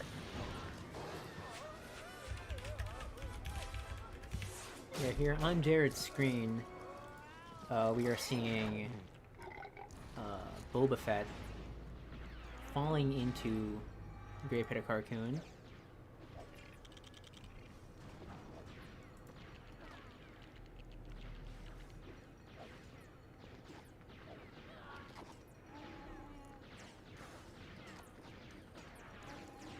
Which, apparently, fun fact about the Great Pit of Carcoon, when they would eat people... Wait.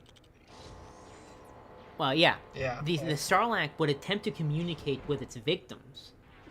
To be like, yo, don't fall in. But, of course, no one speaks Sarlacc, so it kept happening. But it was able to talk to C-3PO. Well, I guess though, like, how does it eat if like it expects no one to fall in? I suppose. So, that's why so the Almighty Sarlacc did not like eating sentient beings, is the thing, you know? Oh, I see. Okay, so selective. A picky Exactly. eater. It's kind of the opposite of Exogorths, right? Because as we all know, Exogorths pride themselves on the sentientness of the finger eating. I see. But yeah, so Jared going for Pixel Disco. Yeah, Jared did fail topless, I think. Oh, not getting it there. But yeah, I mean, the main thing here is that Frost got this basically first try, so yeah, basically probably both Justin and Jared are going to be losing time to Frost here on this trick, so getting it second try there. Like, again, you know, not best from Jared, but no major disaster, and they need a major disaster for Justin to come back, so...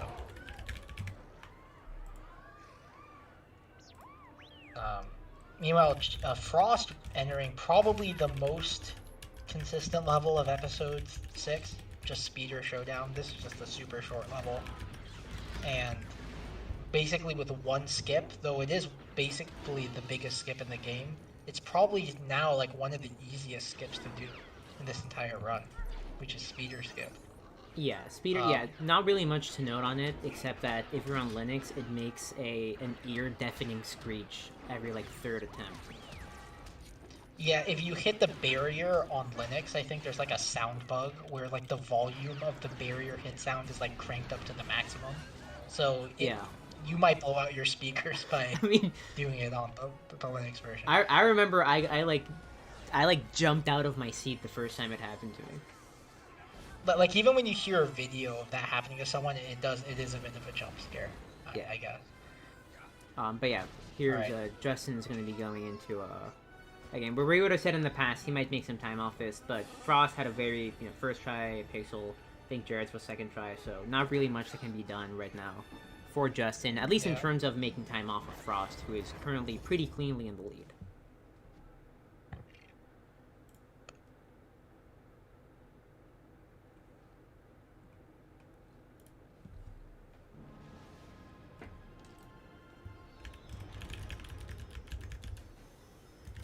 Yeah, let's see how Justin deals with this topless jump right here. Jared, I did not get it first try, so hopefully Justin will get this first try. Also missing it.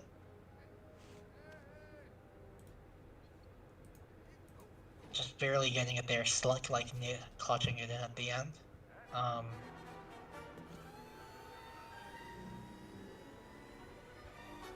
Meanwhile, Frost finishing up Speeder there. Yeah, not too much to know on that end platform other than you want to make sure both characters are being utilized to the maximum to minimize all the bottlenecks in that room. You want to always have like one character, in the ATST rotating around while you're doing the levers, and you want to make sure to overlap actions. Yeah. But yeah, that route is very standardized among the top runners, so no one's going to be losing tons of time to that level. Which is not the case for the next level that Frost is entering, which is Endor. So if either Jared or Justin want some time back here, they're going to have to hope that Frost has a big disaster in Endor. Yeah, Justin missing okay, second try Disco, so not the end of the world. Yeah. Of course, one thing to note about Pixel Disco, much more consistent, which I think in the grand scheme of things is way more important, but it is a lot slower to set up. So I'm blanking out, unfortunately, who it was, but when Planes 2, we saw, again, blanking out on the runner, we saw like 5 Pixel Disco attempts failed. Now, of course, at a certain point, it is simply about knowing, like, how to do the trick. But it is not something you want to be missing. You can't just kind of churn them out like you used to with regular Disco. Yeah, I mean, it makes the whole strat more deliberate. So, yeah, it feels worse if you miss it, I guess. That's the way I describe it. And Justin missing a bit of those shots there on that final target.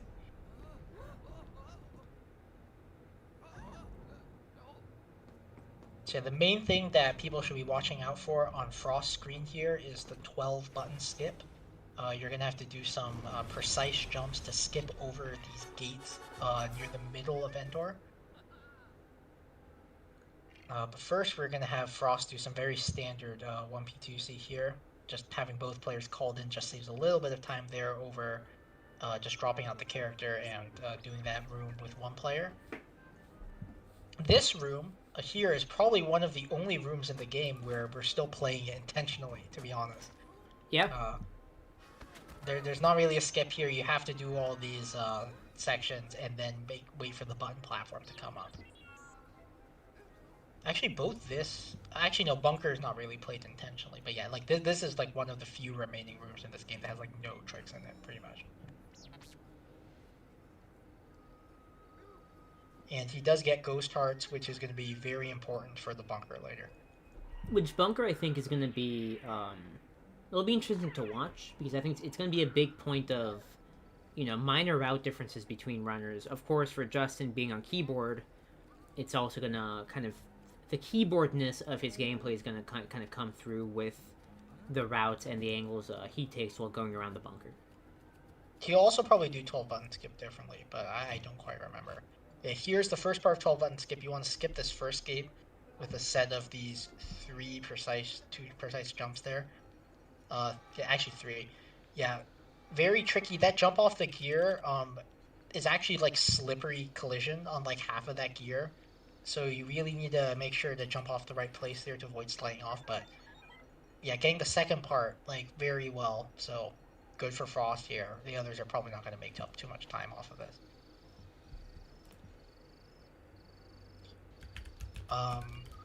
Yeah, so Jared also an Endor as well. We'll see how he hits 12 buttons later. But yeah, I guess, you know, it's a bit of a lull, I guess, right now before Jared gets to 12 buttons. Do you have any Endor fun facts, perhaps?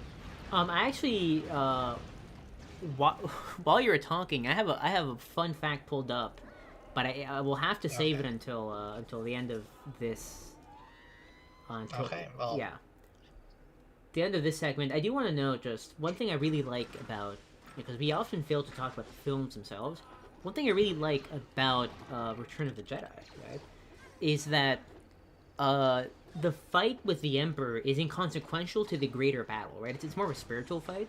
The real battle is happening right now on Endor as we speak, with Frost going into this and setting off all the bombs. So I really like how they did that in the film. One of my favorite parts about Return of the Jedi, which is kind of a mixed bag, you know, compared to the other films.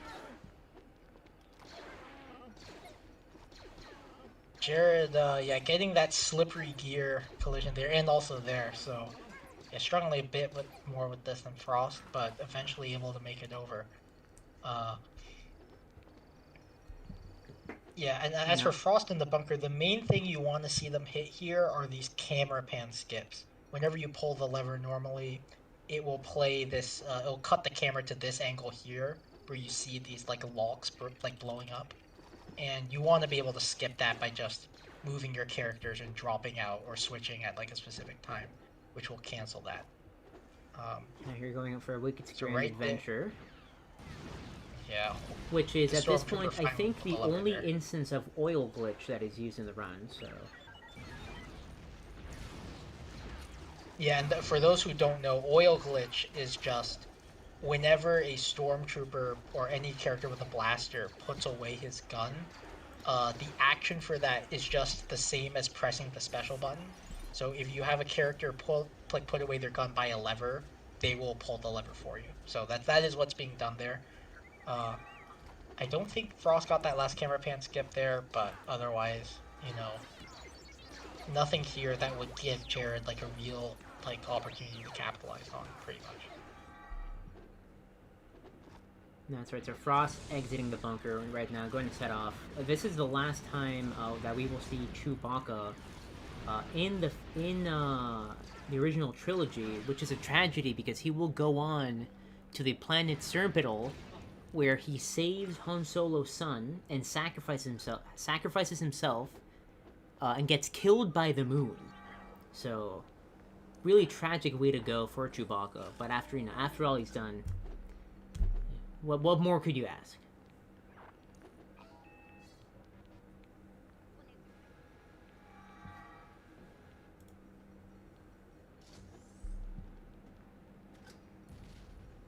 Justin now actually in, what's it called?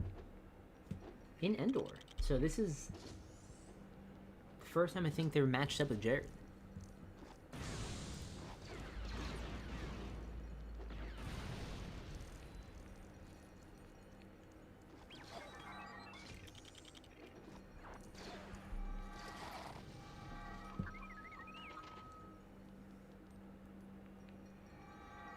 Of course, Frost about to go into to Jedi Destiny, gonna be doing Ultra Kill. Talking about old tricks, interesting to me that we haven't seen a fast kill in, you know, obviously very long. I'm trying to think when the last time would be, because at this point, so fast kill, right, for those who don't know, is effectively Ultra Kill, but you do it way later in the sequence of the level, right? You can do it kind of by... It's after the like laser puzzle area, superseded by Ultra Kill because it's just so much faster. But if you want to talk about backups, that is technically something. Oh,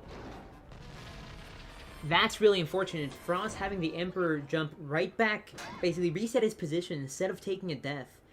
And that's going to be a waste of a cycle for Frost there on Ultra Kill. It does also leave Vader with 1 heart, which is not.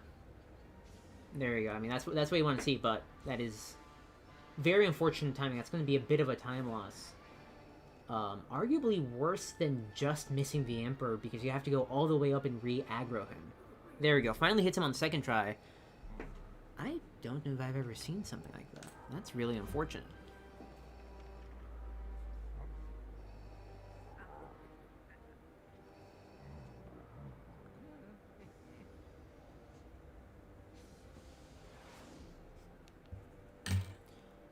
But there's going to be an exit. Yeah, looking back at the times, because we haven't done a time check in a bit, because I think kind of things are solidifying. Exiting... oh yeah, I guess we haven't...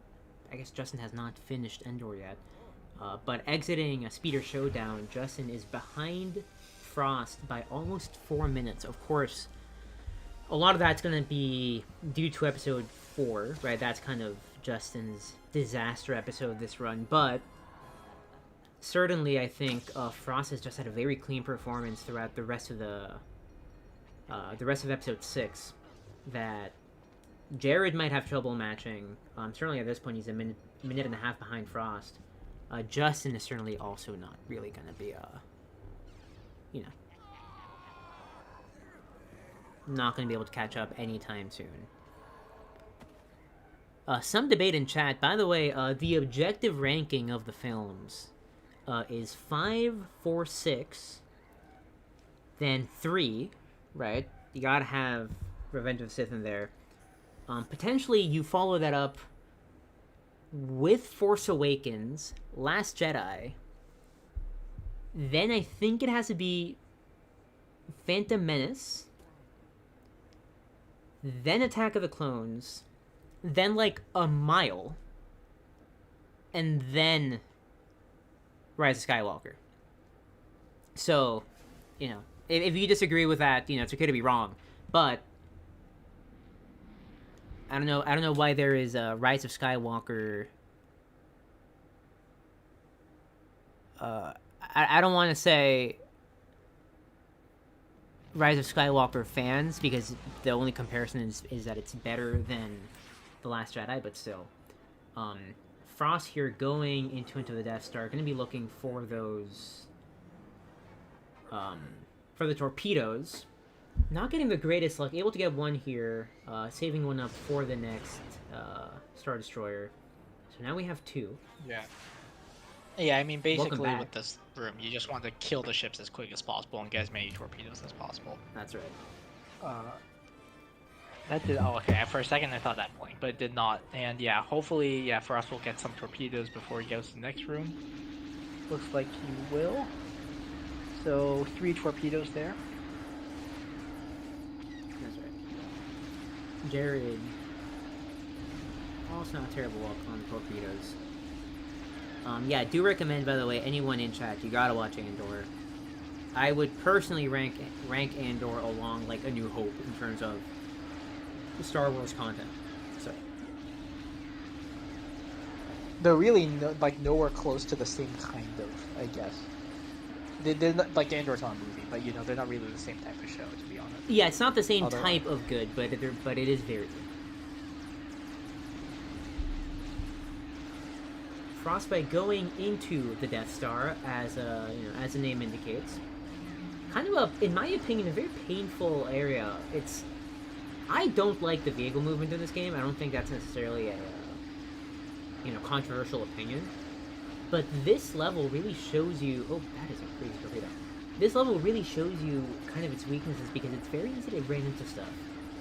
Which can very easily bleed your health, especially because you lose your torpedoes when you die. You know, like being in this area or the channel before and losing torpedoes is a major time loss. Yeah, the big thing you don't want to do is you don't want to like lose your torpedoes before this core section coming up. You will need 3 torpedoes to two to get the infinite torpedoes red brick and 1 to hit the core. And you can't get torpedoes in this room. It just can be kind of slow from you basically have to farm them from that core section there. So yeah, you don't want to lose torpedoes here either unintentionally just by dying. Yeah, and also the big thing is you do not want to miss infinite torpedoes, that red brick that Frost just got there. Otherwise, you will have to do an alternate strat in Falcon Flight, which, you know, honestly, some of these runners might know, but even among the top runners, that's still not a common backup that runners really practice. Like, it's pretty rare to miss it.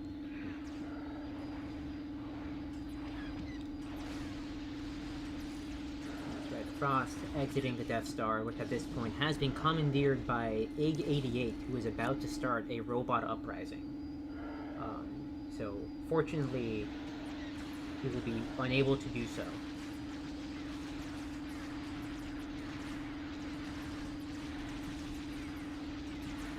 yeah. Honestly, it's very nice how well, maybe not nice, but like how this auto scroller goes into another auto scroller. It's like Yeah. It's like when we arranged these episodes that wasn't in consideration, but I do find it funny how the end of this episode is an auto scroller, and the start of the next episode, which is Battle over Coruscant, is another auto scroller. Yeah, no, I mean, all of episode 3, we've talked about this, but like, I think episode 3's timing is nice in the run, right? Because it's kind of like, it's a break, right? It's sort of a moment for the runners to like reset, you know. Not that episode 3 doesn't have tricks, but it's not episode 4, it's not episode 5, it's not episode 6. Let me actually, yeah, go ahead. But yeah, like, for the runners, I think, having gone through, you know, 2 pretty difficult episodes, especially, you know, Justin having had to go through that episode 4, but all the runners having to go through that, you know, the gauntlet of tricks that you have to do there, going into easy auto scroller, you know, some chill times, going to Chancellor, you know, sure, you gotta do the super jump. It's not the end of the world, right? It's not consistent tricks. It's a nice break. Also a nice break from commentary perspective. Before we go into the ultra focus of episode 5.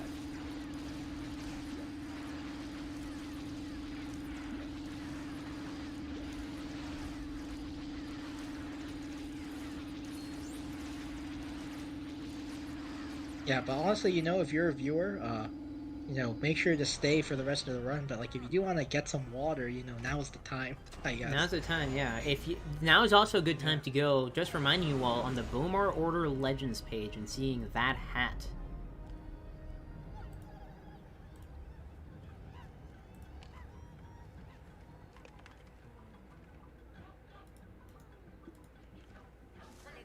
But yeah, it does look like Jared will be closing this about, yeah, it's like 2 minutes, 2.5 minutes roughly, you know, behind Frost. Not a lot of time left to make up, to really claw this back, so Jared is going to need a great last 2 episodes here. And a blank for WIISUPER on that torpedo there. Luckily, that's not too bad, because he's just going to refill on torpedoes right there.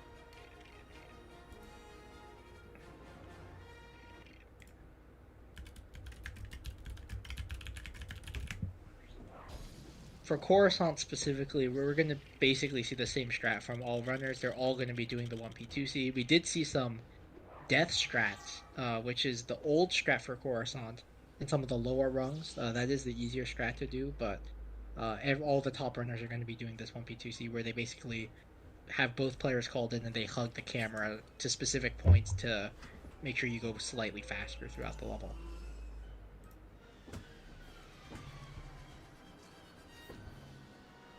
And also, the other important thing about this level, other than completing it, is that you want to get the vehicle smart bomb red brick right there, because that will save you quite a bit of time in Hoth battle later at the start of episode 5.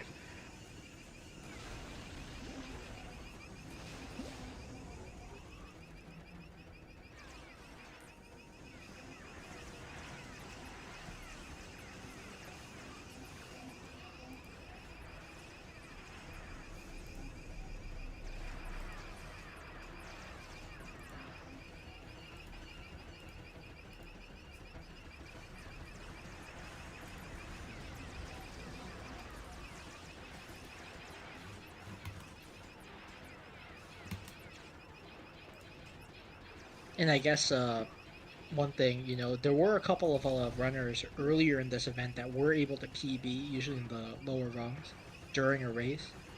But yeah, all three of these runners, like in case people are wondering, are not ahead of their PBs right now, which is to be expected. These are all top runners, and this is a one-try race. But I mean, of course, the person that is the closest to their PB right now is Frost. I think about like a minute and a half off of his PB.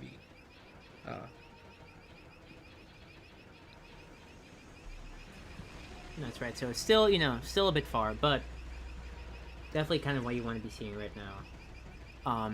Now we also have finally a episode 6 exits from everyone.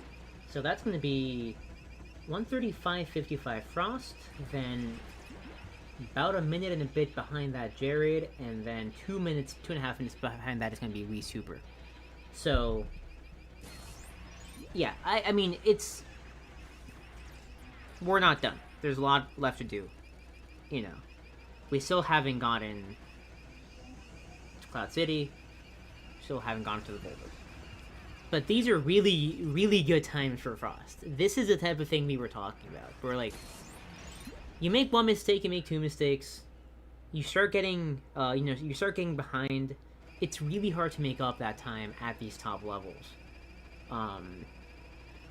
Like, WIISUPER messing up that fry skip is killer, right?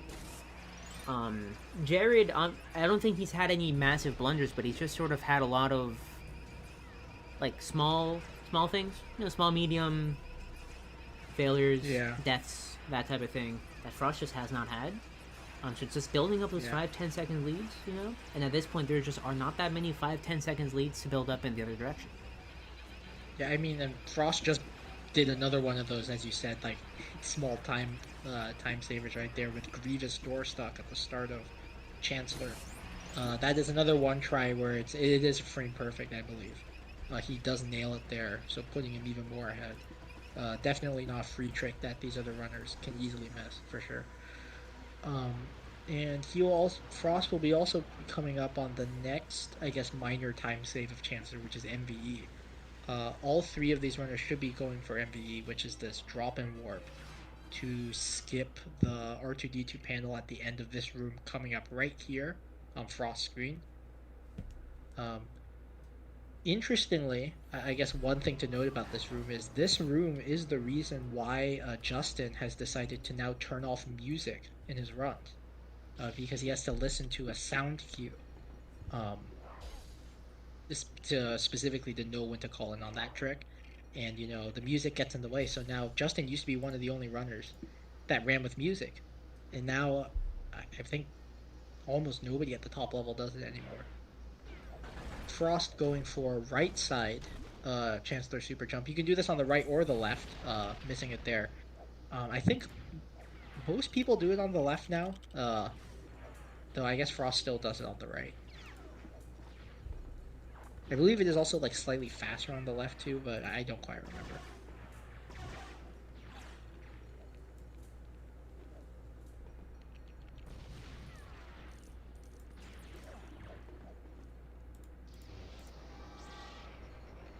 Now let's go Frost Audio actually, now that he's taking a pretty consistent lead. Yeah, let's swap from. There we go. So, yeah, I mean, what do you think this run to the race? What are your thoughts? You know, how did we get here? Yeah,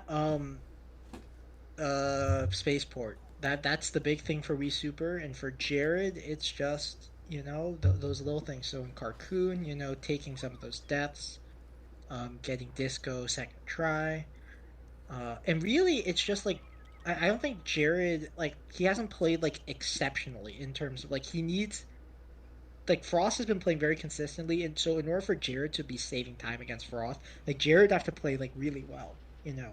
It's not like Jared's been playing like that bad. It's mainly just that, you know, Frost is not giving them any opportunity to really save time, and Jared has also just been taking a couple of these smaller time losses. Yeah. So you saw right side from Chancellor on Chancellor Super Jump. You're going to be see left side from Jared. Yeah, and I think it's interesting. You know, going back to what we were saying before, like, this is now Frost's territory. Now, you know, we are in episode 3, Jared. Very good episode 3. But, as we also said, there's just isn't that much in episode 3 to gain back. Like, I guess you could bomb library skip, right? And certainly, we have not had a very good history of library skip here on twitch.tv/LEGO Speedruns. But other than that, there's not really much you can do to gain back a minute and a half. And past that, it's episode 5, and episode 5 is not... Jared's not bad at episode 5. He's not, you know, notably great at episode 5. Yeah, I mean, here's the recipe. I would say if you want some. I mean, we can just list out the potential places where you would have to make a mistake, and these will also be major. So in Dagobah in episode 5, missing hut skip would make the race much closer between. I guess, yeah, that is true. Not a very common mistake. Not at likely, this level, but it does happen. CCT. If you just have a disaster on the final jumps or any of the jumps, and you might be able to lose a minute, but again, you know, yeah, these runners have played, you know, CCT many times. Bespin with Grand Theft Falcon. And I guess before we get to episode 5, let's talk about Grievous.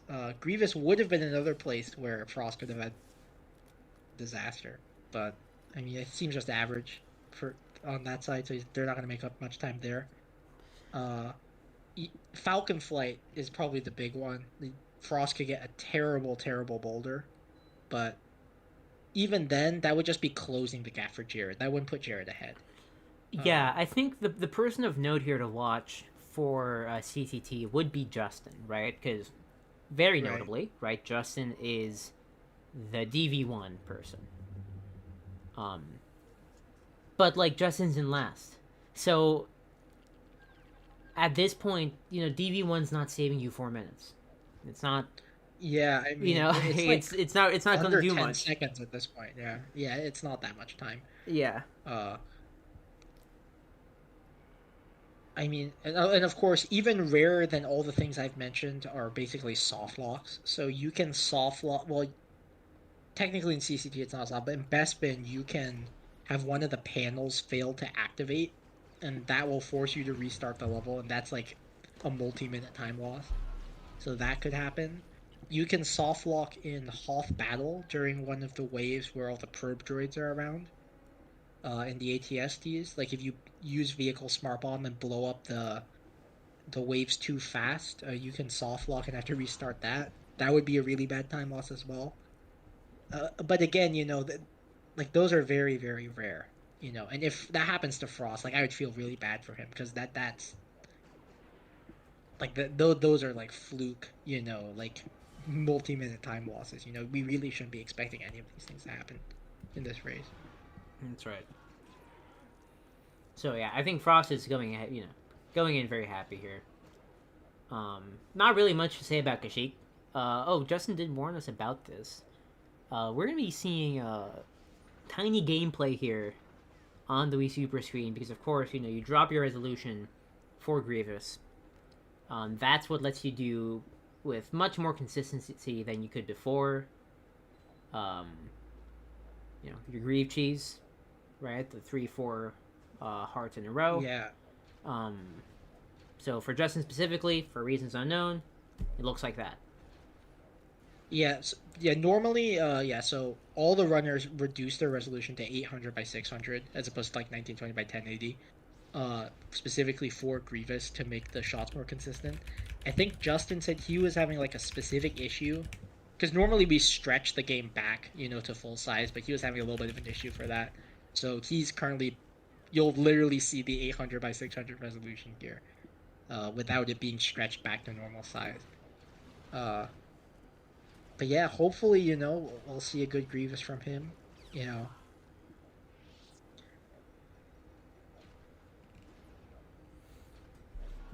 should be pretty good. And I guess obviously also like Justin's very far behind Frost, but what do you think about his chances versus Jared? I guess. So I mean, looking purely like at the time, right? Yeah, 2.5 minute time difference is not the end of the world. It's not good. I would not want to have it. I would not want to have to gain 2 minutes on Jared. Yeah, with basically one episode remaining. Yeah. With one episode remaining, but it is. A very inconsistent episode. It is an episode where a lot of gotchas can happen. As you commented, all the important ones. Plus library skip. Plus, I mean, if this is a type of stuff I guess we have to dig into when it comes to like 2.5 minute time gains. You got like the pillar at the end of 3-6. You can lose time off that. I think you can die in that room. You can die. Yeah, you can die in that room, right? That's a time loss. That's a reach, right? But I think at this point, what Justin needs are those reaches. I don't think Jared's going to lose 2.5 minutes off of, small optimizations. Something would have to happen.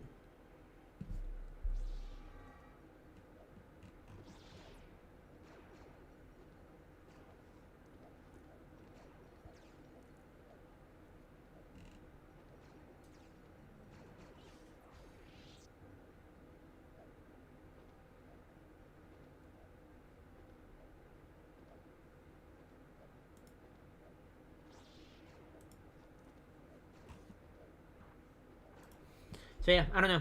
I mean, it'll be interesting to see how it comes up. Frost about to enter library skip, so once it gets this, it's gonna be one of the remaining, possible fail tricks gone. At this point, library skip is not, it's not a run killer, right? It's not what it was before, but yeah. At the top level, they should know how to back this up, and they know how to set this up. So yeah, but certainly, something to consider. On the other end, Jared also going into Ruin. Is it faster to jump with Yoda Saber out? Yoda Saber movement is very fast. Yoda not as Saber long movement as you are is jumping. As long as you're jumping, that's right. Yoda no Saber movement sucks. Yeah, you definitely want the Saber. You definitely do not want to be walking. Yeah. There we go. Frost should be forcing this, viewing the hologram that does not show up in episode 3 at all, with this like Shock T getting killed. That's hologram. Right. I guess he didn't want to show younglings. Well, like in the actual movie, like I forgot what it was. I think it was just like, was it just Anakin? In the actual movie, it was the security hologram. I don't remember. So in the actual movie, it was a fight on like one of the bridges in the Jedi Temple. And that was one shot, and then the other shot was Anakin killing someone. Right, yeah. Right, that's why it's a whole like, I'm not going to do an Obi-Wan impression. But I said, I saw him killing younglings.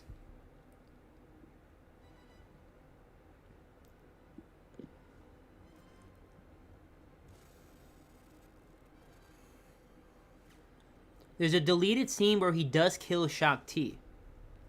Apparently. Well, there's like there's multiple deleted scenes where Shock T gets killed, but yeah, there is a deleted scene where where Shock T gets killed. Do you mean where Shock T gets killed in different ways? Yeah, there's that one, and then there's like one on like Grievous's ship or something. Oh wow. It's very odd. Poor Shock T. Yeah. Also, Frostbite, getting that pillar out of bounds. I believe he's the only one that's gonna go for it, but I guess we'll see, right? Probably, yeah, unless Jared like learned it recently. Yeah, Shock T does die a lot. Yeah, it's something. I don't know if certainly Frost is comfortable, not a problem. At this point, I think Frost has finally entered the position of playing it safe, playing chill, not doing anything weird.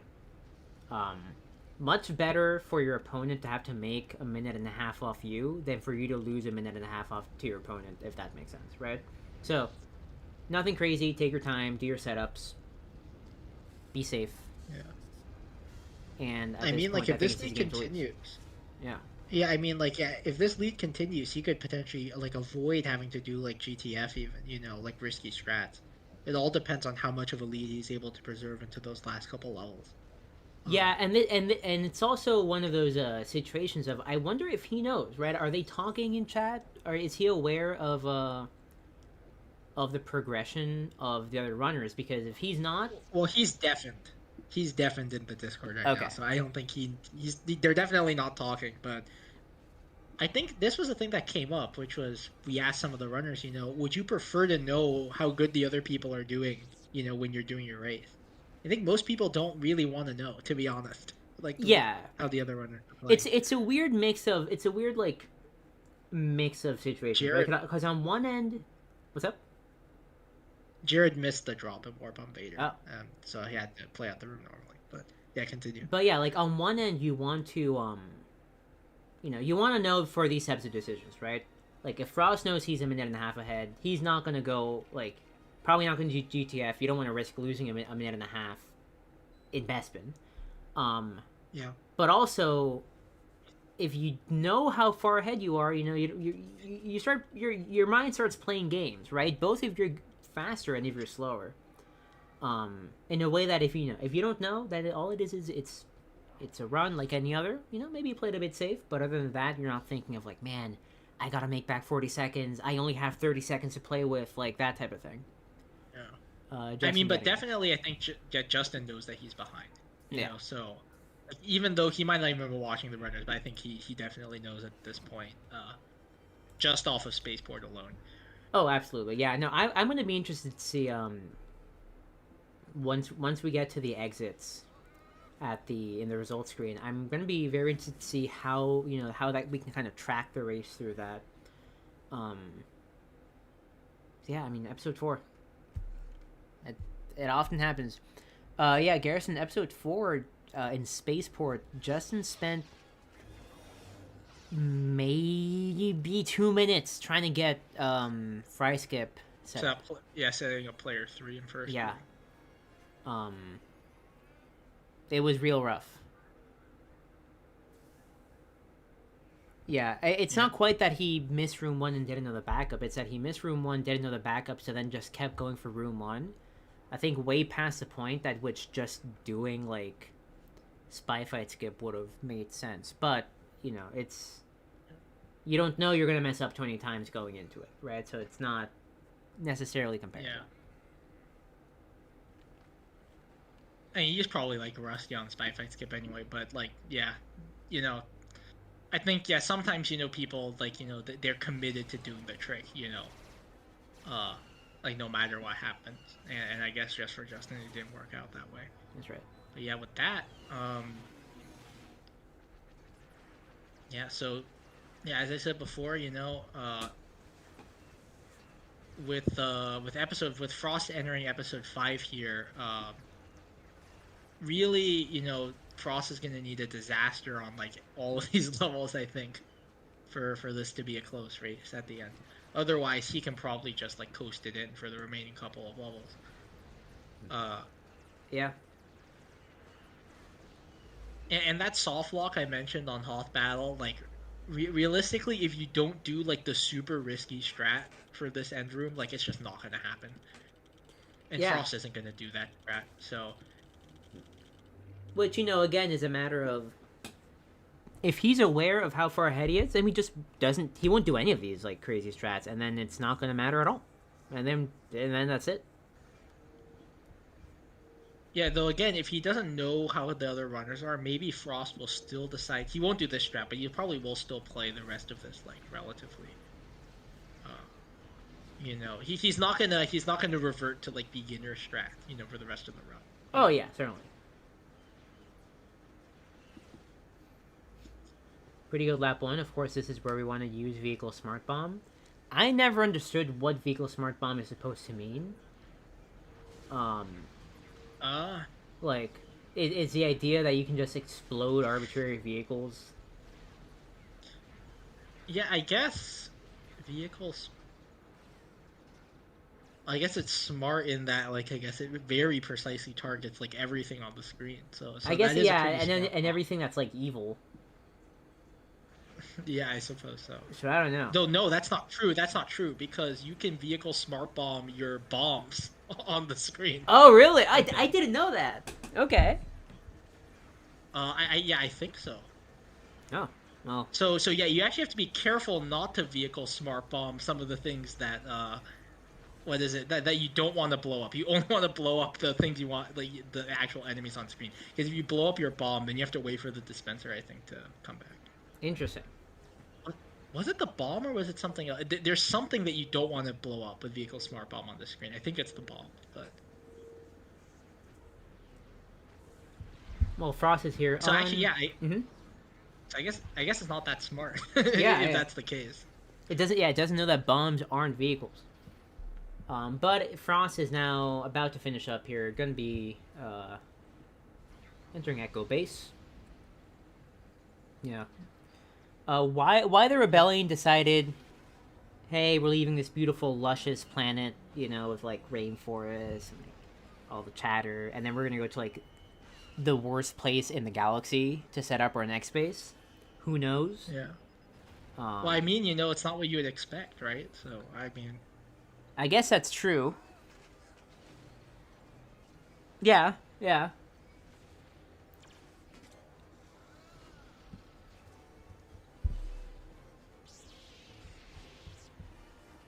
they found them anyway, right? Like they just sent their little probe droids. Yeah, I mean, I know it's because they were hiding from the Empire. To be clear, they couldn't have, there wasn't like a resort planet somewhere in the Outer Rim that they could have gone to. Though but surely there's like millions of jungle planets, right? Exactly. Like, Yeah. I guess like, that's in that sense. yeah, but, like imagine you go into like wild space, right? You go into the unknown regions and you find like a Miami planet, right? Like this planet is covered in the Bahamas.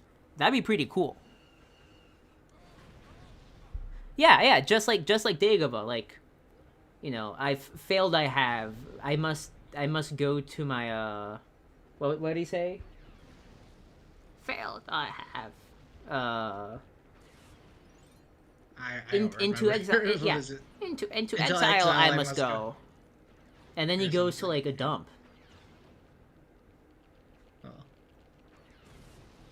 I mean, Dago's not like a terrible planet. Well, I mean, depending on your standards, like Well, it has some nice I think the wildlife, lore. suppose, I think the lore reason he went there is because that's where the Dark Side Cave was. Well, I guess that makes sense. Yeah. Oh yeah. No. Yeah. Of course, it was a Dark Side Cave. So then the Empire can't find Yeah. him because he's next to this Dark Side, like big Dark Side source. Yeah. The real question I have is like, what is the name of that like swamp creature that like eats R2 on Dagobah? I actually never Good thought question. about that. Okay, let's see. how Good boom skip. Frost there Boom. again. Yeah. Yeah, well, yeah, he still needs to get this transition hit here, but yeah, Frost still just not letting it up. We'll probably talk about Dagobah more. What is it?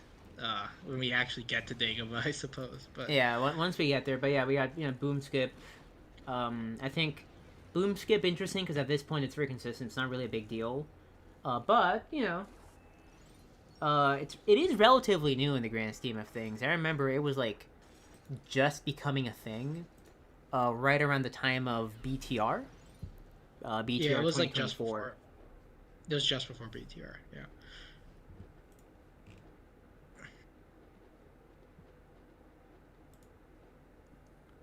Is it a dragon snake?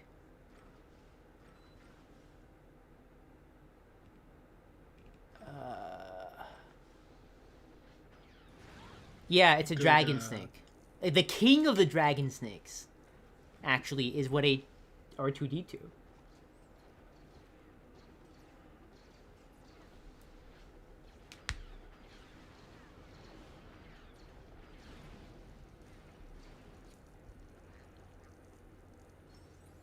Ooh, unfortunate death there from Justin, about to get that bomb, so the timing's not going to be quite right here. Going to lose a little bit of time. Jared about to go for boom skip. Hits the boom. Well, not really, because you're skipping the boot. Right? I guess that's right. Boom hit is what it should be.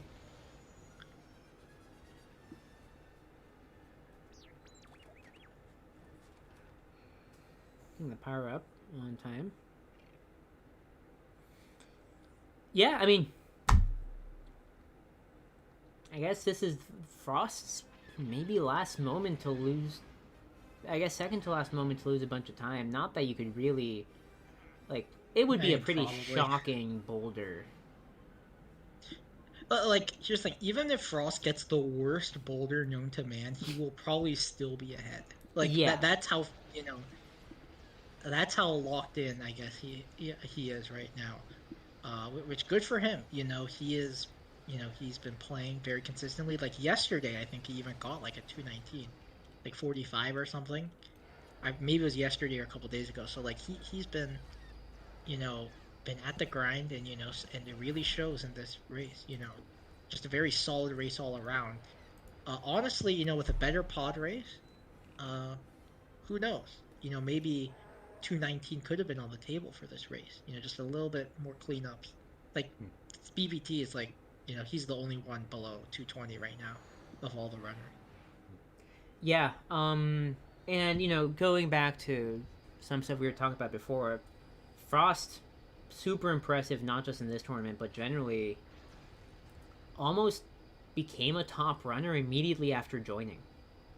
You know, Yeah. like... He did, yeah. He did have a background.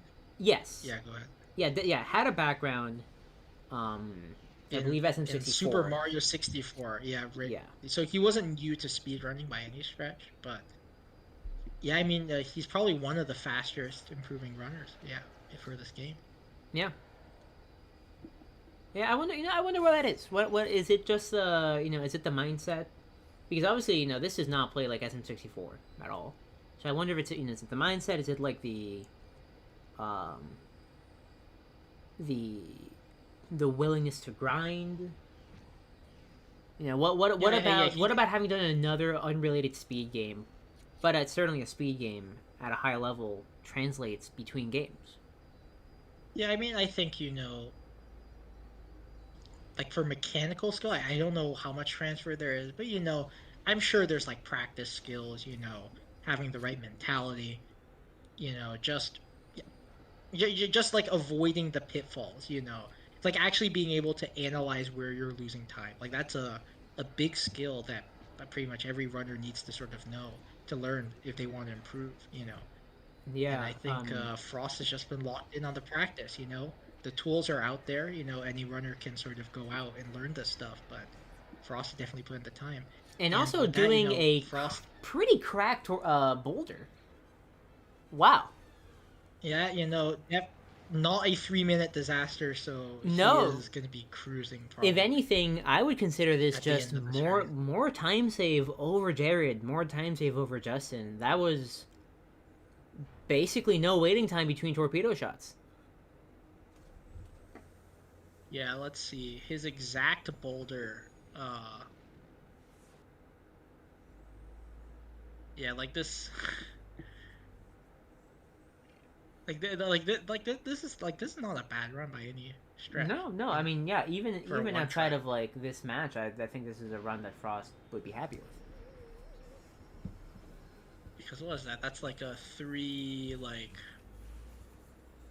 Not 27. I can't do the math right. Yeah, 327? Falcon Flight? Yeah.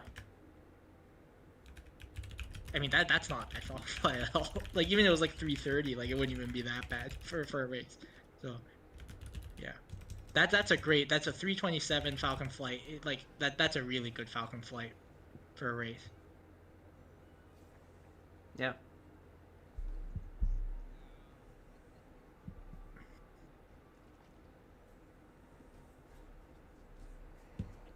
Jared going into the boulder, hitting 1, hitting 2, not getting a great angle on that third one. I don't know if he's going to be able to hit that fourth or fifth target.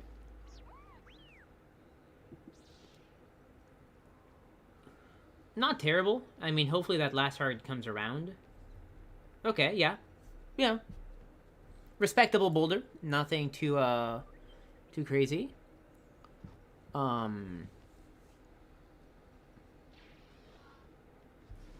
But like that definitely just puts the pressure on Justin because he needs to get a boulder as good, if not better, than that one to even have a chance here. So, and yeah, the deficit between Jared and Justin, it's still there at like a 220. Not much time has been made up between the two of them. So yeah. Right. Here's the last probably single skip disaster you can have. Really, I feel this hot skip, but. That would have been quite a way to have end no it. problem Fortunately, at it all. does not happen, but... And, I mean, and at this point, Honestly, if Jared failed Hut Skip, I think he would still be ahead. yeah, of Justin, yeah. Probably. Yeah.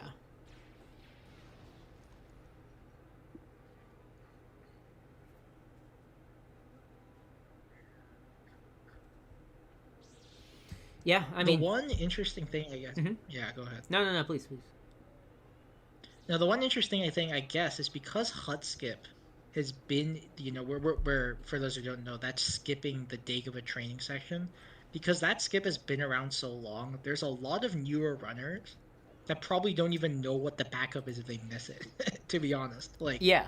most runners just probably don't even consider, because that skip is just, like, so, I guess, standard at this point. Yeah, I mean, yeah, I haven't seen a mushroom skip in, like, 3 years. Yeah. But it's not like Hut Skip has gotten any... I mean, Hut Skip was never hard, right? But it hasn't gotten any easier, so... Yeah, I wonder, maybe in chat, if anyone new has ever failed Hut Skip and then just kind of been stuck. Well, you're, like, worst case, you play it out casually, but yeah, like... I think it's more that, like, people know mushroom skip exists, but nobody actually, like, practices it, So, Yeah.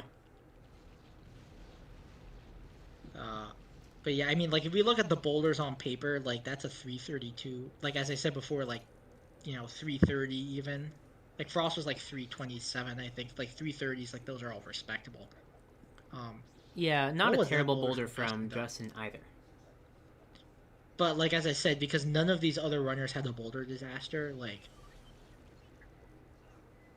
you don't need to just have a good boulder. You need other people to have a bad boulder. So... Mm-hmm. And that's not like an awful boulder from Justin, but like he's not gonna be saving that much time here at all, if at all, really. Yeah, that looks like a 331 boulder. So yeah, I mean, Pretty on par with a 337 boulder. a 330 Yeah. for Justin. By Justin. Oh yeah. 37, yeah, my bad. I flipped the numbers. Yeah, 337, so yeah, not really saving anything. Oh. Yeah, I could certainly use a calc. It's slang if you're not familiar. Yeah. Frost exiting... We'll see what this exit is. A 212... Oh, a bit of spoilers here, I guess. But a 212.07 exit from Dagobah. So not really going to be losing any time off BPT. Any notable time off BPT. So... Yeah, I mean, this I think is the last, tied gold, actually. Yeah, I guess, of course, tied gold if you didn't lose anything off BPT. So very impressive from Frost. Going to be going into CCT this is maybe the last moment for Jared to gain any time. Certainly anything can happen. Unless Frost soft locks investment, pretty much. I guess unless Frost soft locks investment, which would suck. But yeah, I mean, consistency is key. You know, going for. I mean, the only person that is going to go for DV1 here is going to be WIISUPER, and also, as we mentioned, if Frostbite knows anything about how well he's doing right now, he's going to take his time on the setups. You know, he's not going to rush. He's not going to rush the DV2 super jump. Not going to go for anything weird. So, yeah, should just hopefully we're looking for Frost to have a clean, you know, first try on every trick, CCT. Yeah, and this BBT is still sub 220. You know? Yeah. Like, just think, like, with a slightly better couple of, you know, just clean up that pod race, just like a couple other levels, like, this would be a sub 220 in a race. And I mean, it still can, you know, it's a little bit tricky, of course, with only 4 seconds of leeway, but yeah, I mean, that just goes to show how strong of a player Frost is here. Yeah, you know, but that is beating Justin's PB, like, potentially in a race. Yeah, and I mean, we have here first try on panel fly. Let's see how this the super jump goes. First try, well, too early to call it. You never know, but first try on that. Gets the cancel. What is this episode 5 from Frost? Like, if he locks in this best, first try on DV3. First try there. Just gonna go for the panel jump here. Closes that CCT there. I mean, like, yeah, like, this is why Frost is winning. It's just the consistency. Things are working. Not really bombing anything. Hasn't messed anything up, you know. Has a practice. Has a skill. It's beautiful to see. Like, this is crazy. Honestly, Frost 100% deserves the time he's getting here. Yeah. Yeah, I mean, probably can just take a nap in Bespin at this point. But, yeah, you know, like, I don't expect it from him. He has no reason to, like, let down the pace, to be honest. He's just nailing everything. And I mean, like, you were saying probably not going to be a 220. Still, you know, a lot of risk at the end. Certainly, GTF is going to be a risk. Only lost 1 second off of gold there. Yeah, that's, like, that what is that CCT? That's impressive. That is yeah, that's like a 309. So yeah, great. Wow. Now we're gonna watch Jerry go through all that too. You know, like, but yeah, I think that the time has ran out for these two runners. Yeah, definitely. Yeah, I would say at this point against Frost. And rapidly running out for Justin here. Justin needs a disaster from Jared to even make this anywhere remotely close. But, you know, after just a miss there, it looks like Jared is going to be getting this. So yeah, I mean, if Jared's also able to hit helmet full, you know, that's going to be pretty cool. Okay. He got shot mid. He got shot, so that's unfortunate. Yeah, but just barely off there. Yeah. But yeah, Frost going into Bespin. Bespin, of course, famously the location of Han Solo's Sky House, housing the most comfortable chair in the world. Unfortunately, not seen in the video game, but DV4. Fast DV4 there. Fast DV4. Yeah, for Jared. Yeah, but go back to the most comfortable. Yeah, so the most comfortable chair in the world, which was purchased for Leia in Han Solo's Sky House in 5 ABY. Had to be promptly abandoned because the Empire showed up, which means that Han Solo lost his birth certificate, folks. Unable to get his space birth certificate back from his house. So, gonna have a little bit of trouble at the space DMV as Frostbite goes to do door clip. I mean, Frost can probably take a nap in that chair at this point. Like, what is Jared gonna do? Absolutely, and I mean, you know, I would love to take a nap in the most comfortable chair in the world. You know? But I think Frost. I see him clipping out with Chewie here. I don't think he's gonna let up on this. It looks like Yeah? he's going for it. Going for GTF? He's gonna. Oh no! Oh, A that tragic sucked. death there. I mean, Yeah. it doesn't matter, right? But it is going to mean It's probably not gonna no lose sub. him the race, but, No but sub definitely 220. it'll put a dent in his. It'll put a dent into his rather exceptional episode 5. Yeah, but still, I mean, if if this is still on pace for a 220, even if it's on a sub 220, great time. For sure, easily 220. Yeah. Yeah. See Justin on DVT.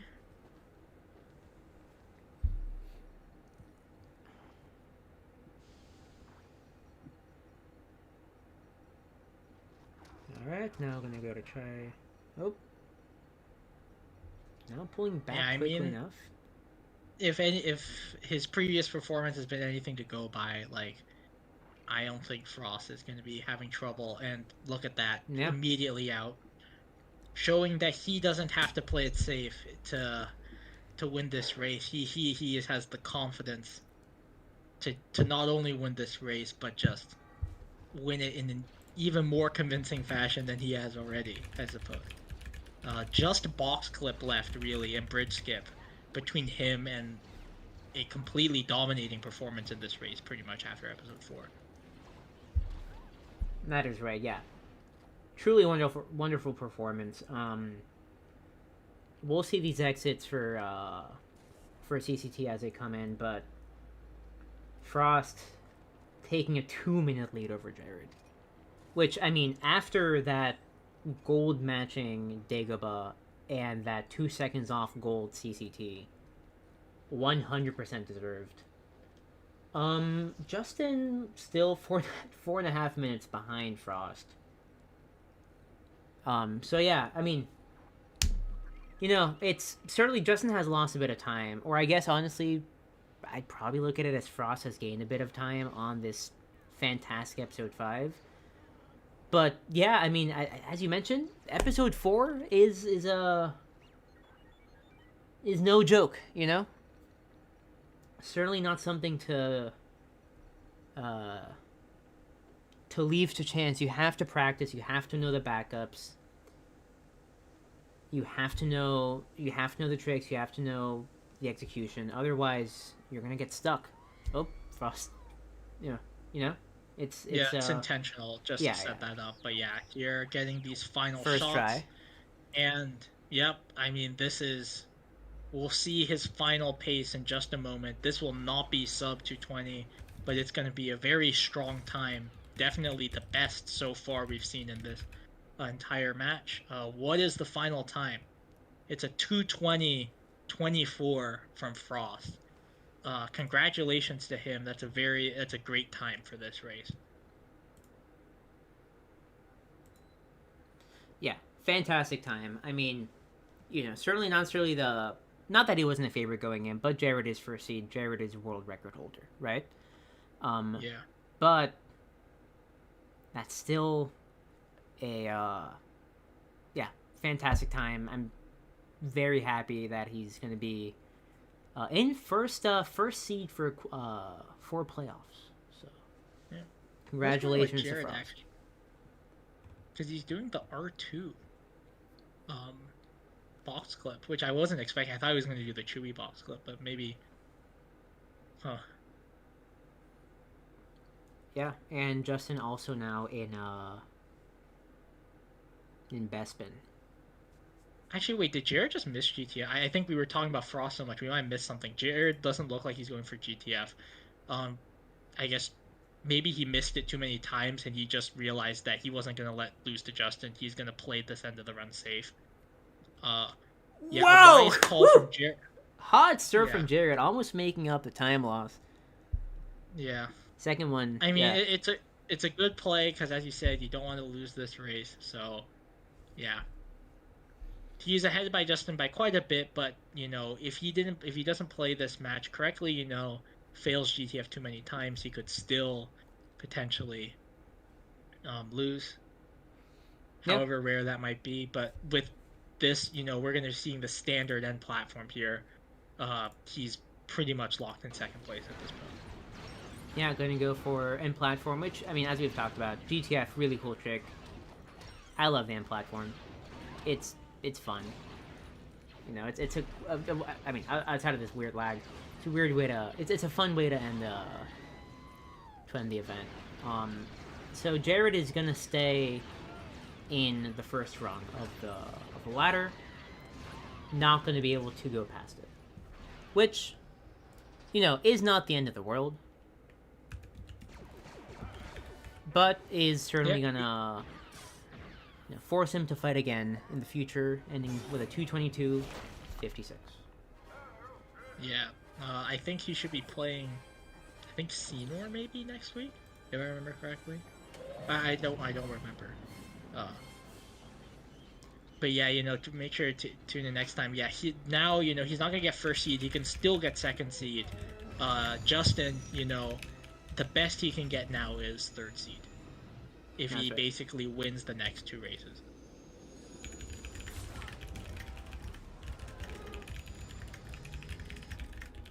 But yeah, honestly, let's see, what's the relative time losses between them? Like, Justin...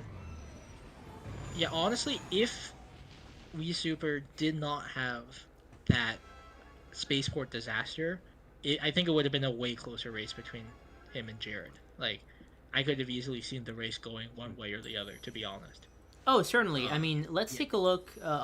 While Justin finishes up, I'm gonna take a look at the timings. But, I mean, he lost 2 minutes off of fry skip.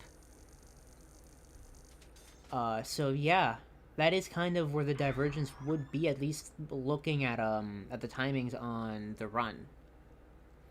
But it's interesting. We'll get into this in a second once the run ends. But actually, I'll wait until the run ends. But yeah, Justin having a little bit of trouble here on GTF.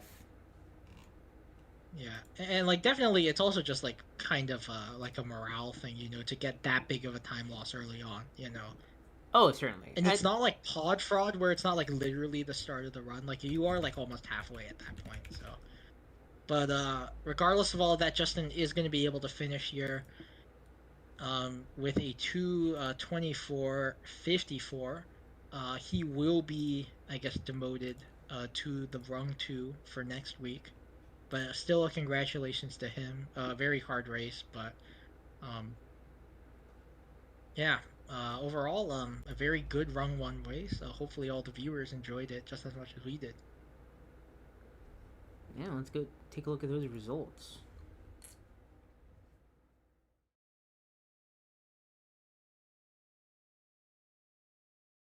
Yeah, I mean, one thing that does strike me is just how close, Frost and Jared were, and even Justin, even for the first couple episodes, to be honest. Like, it's basically episode 4 where Frost just starts pulling away, and he just never lets up afterwards. Like, once Frost took the lead there in episode 4, like, they were just never able to come back from that. So yeah, just a great performance from him. Yeah, fantastic performance. Looking at the charts here and then looking at the run, it is impressive how matched up everyone was. Exiting Secret Plans, exiting Junland, there was a little bit of a time difference between the runners. About 1 minute between Jared and the last place in Junland, which was Justin. Certainly, 1 minute is not the end of the world. Justin had a little bit of trouble on door clip, right? So that lost him a little bit of time, but not anything terrible. But then you look at Spaceport. Frost exits Spaceport 55-17. Jared exits 55-55. Justin exits 58-51. So if you were to, kind of backtrack the times here, that would put Justin ahead of Jared. If you simply... Wait, unless I'm dumb. No, yeah, it would put Justin ahead of Jared. Going into... Or exiting episode 5 and ending the run. 3 minute time loss. 1 episode. Yeah. But yeah, I've heard we might. I think Frost was the one to watch in this race. So we might be getting him in shortly here for a quick interview. But yeah, I mean, congratulations to all the runners here. And yeah, hopefully both Jared and Justin do well in their races next time. But Frost is the one that has qualified for top 8 here. And he joins us now in the booth. Hello, how's it going? Good. I mean, after watching this incredible run, we're super excited. Congratulations on the qualification. Congratulations on all that. Yeah, I mean, how did you feel? How did you feel, especially in episode 4? Were you aware of what was going on? No, I wasn't looking at the race at all. I wasn't looking at my splits just because, like, that's what I like to do during races. But, like, when you're at this level, you can kind of tell when you're playing well. So I knew I was on a decent run. And, like, I could only assume that the other guys were either on the same run or not as good just because I knew it was decent. So, yeah, I wasn't feeling too bad out of 4. Nice. So you didn't know how they were doing? I only checked, when was it? Oh, yeah, it was after that Jedi Destiny. Okay. Because that was just a huge, like, I think I lost like 30 seconds, so I was like, okay, now I want to see. But then after that, yeah. Besides that, that was the only time I checked. Okay, so going into then episode 5, because I think, episode 6, episode 3, pretty standard. Nothing too crazy went on. But then episode 5, you hit a tied gold on Dagobah, then a 2 seconds off gold on CCT. And a great Falcon flight, relatively. Oh, that Falcon flight was crazy. Yeah, and then in crazy boulder, insane boulder. Yeah, how did that feel? I mean, how was that? Do you think the hype of knowing you were ahead kind of led into that, or was it just pure skill? Yeah, I would say the hype for sure. Just because I'm definitely the type of player when I get nervous, I play well. So I was nervous. So I just started playing really, really well. And yeah, that episode 5 was just really, really good.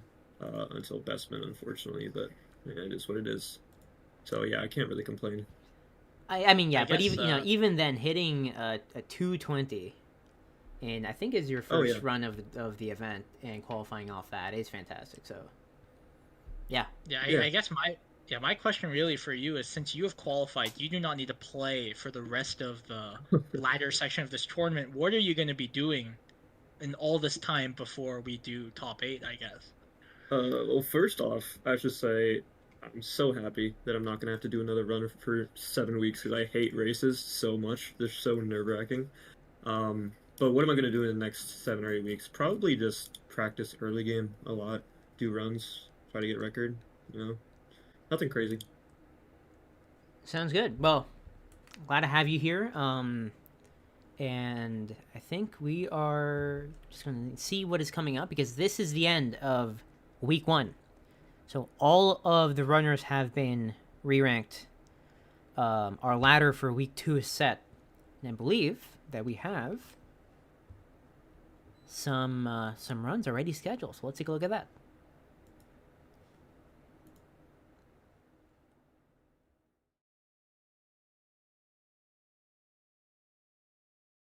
So, week 2, we got tomorrow at 1 p.m. So for those in the good old US of A, in the Americas, this is going to be your Memorial Day run between Coolison, Charizite, and Anonymous.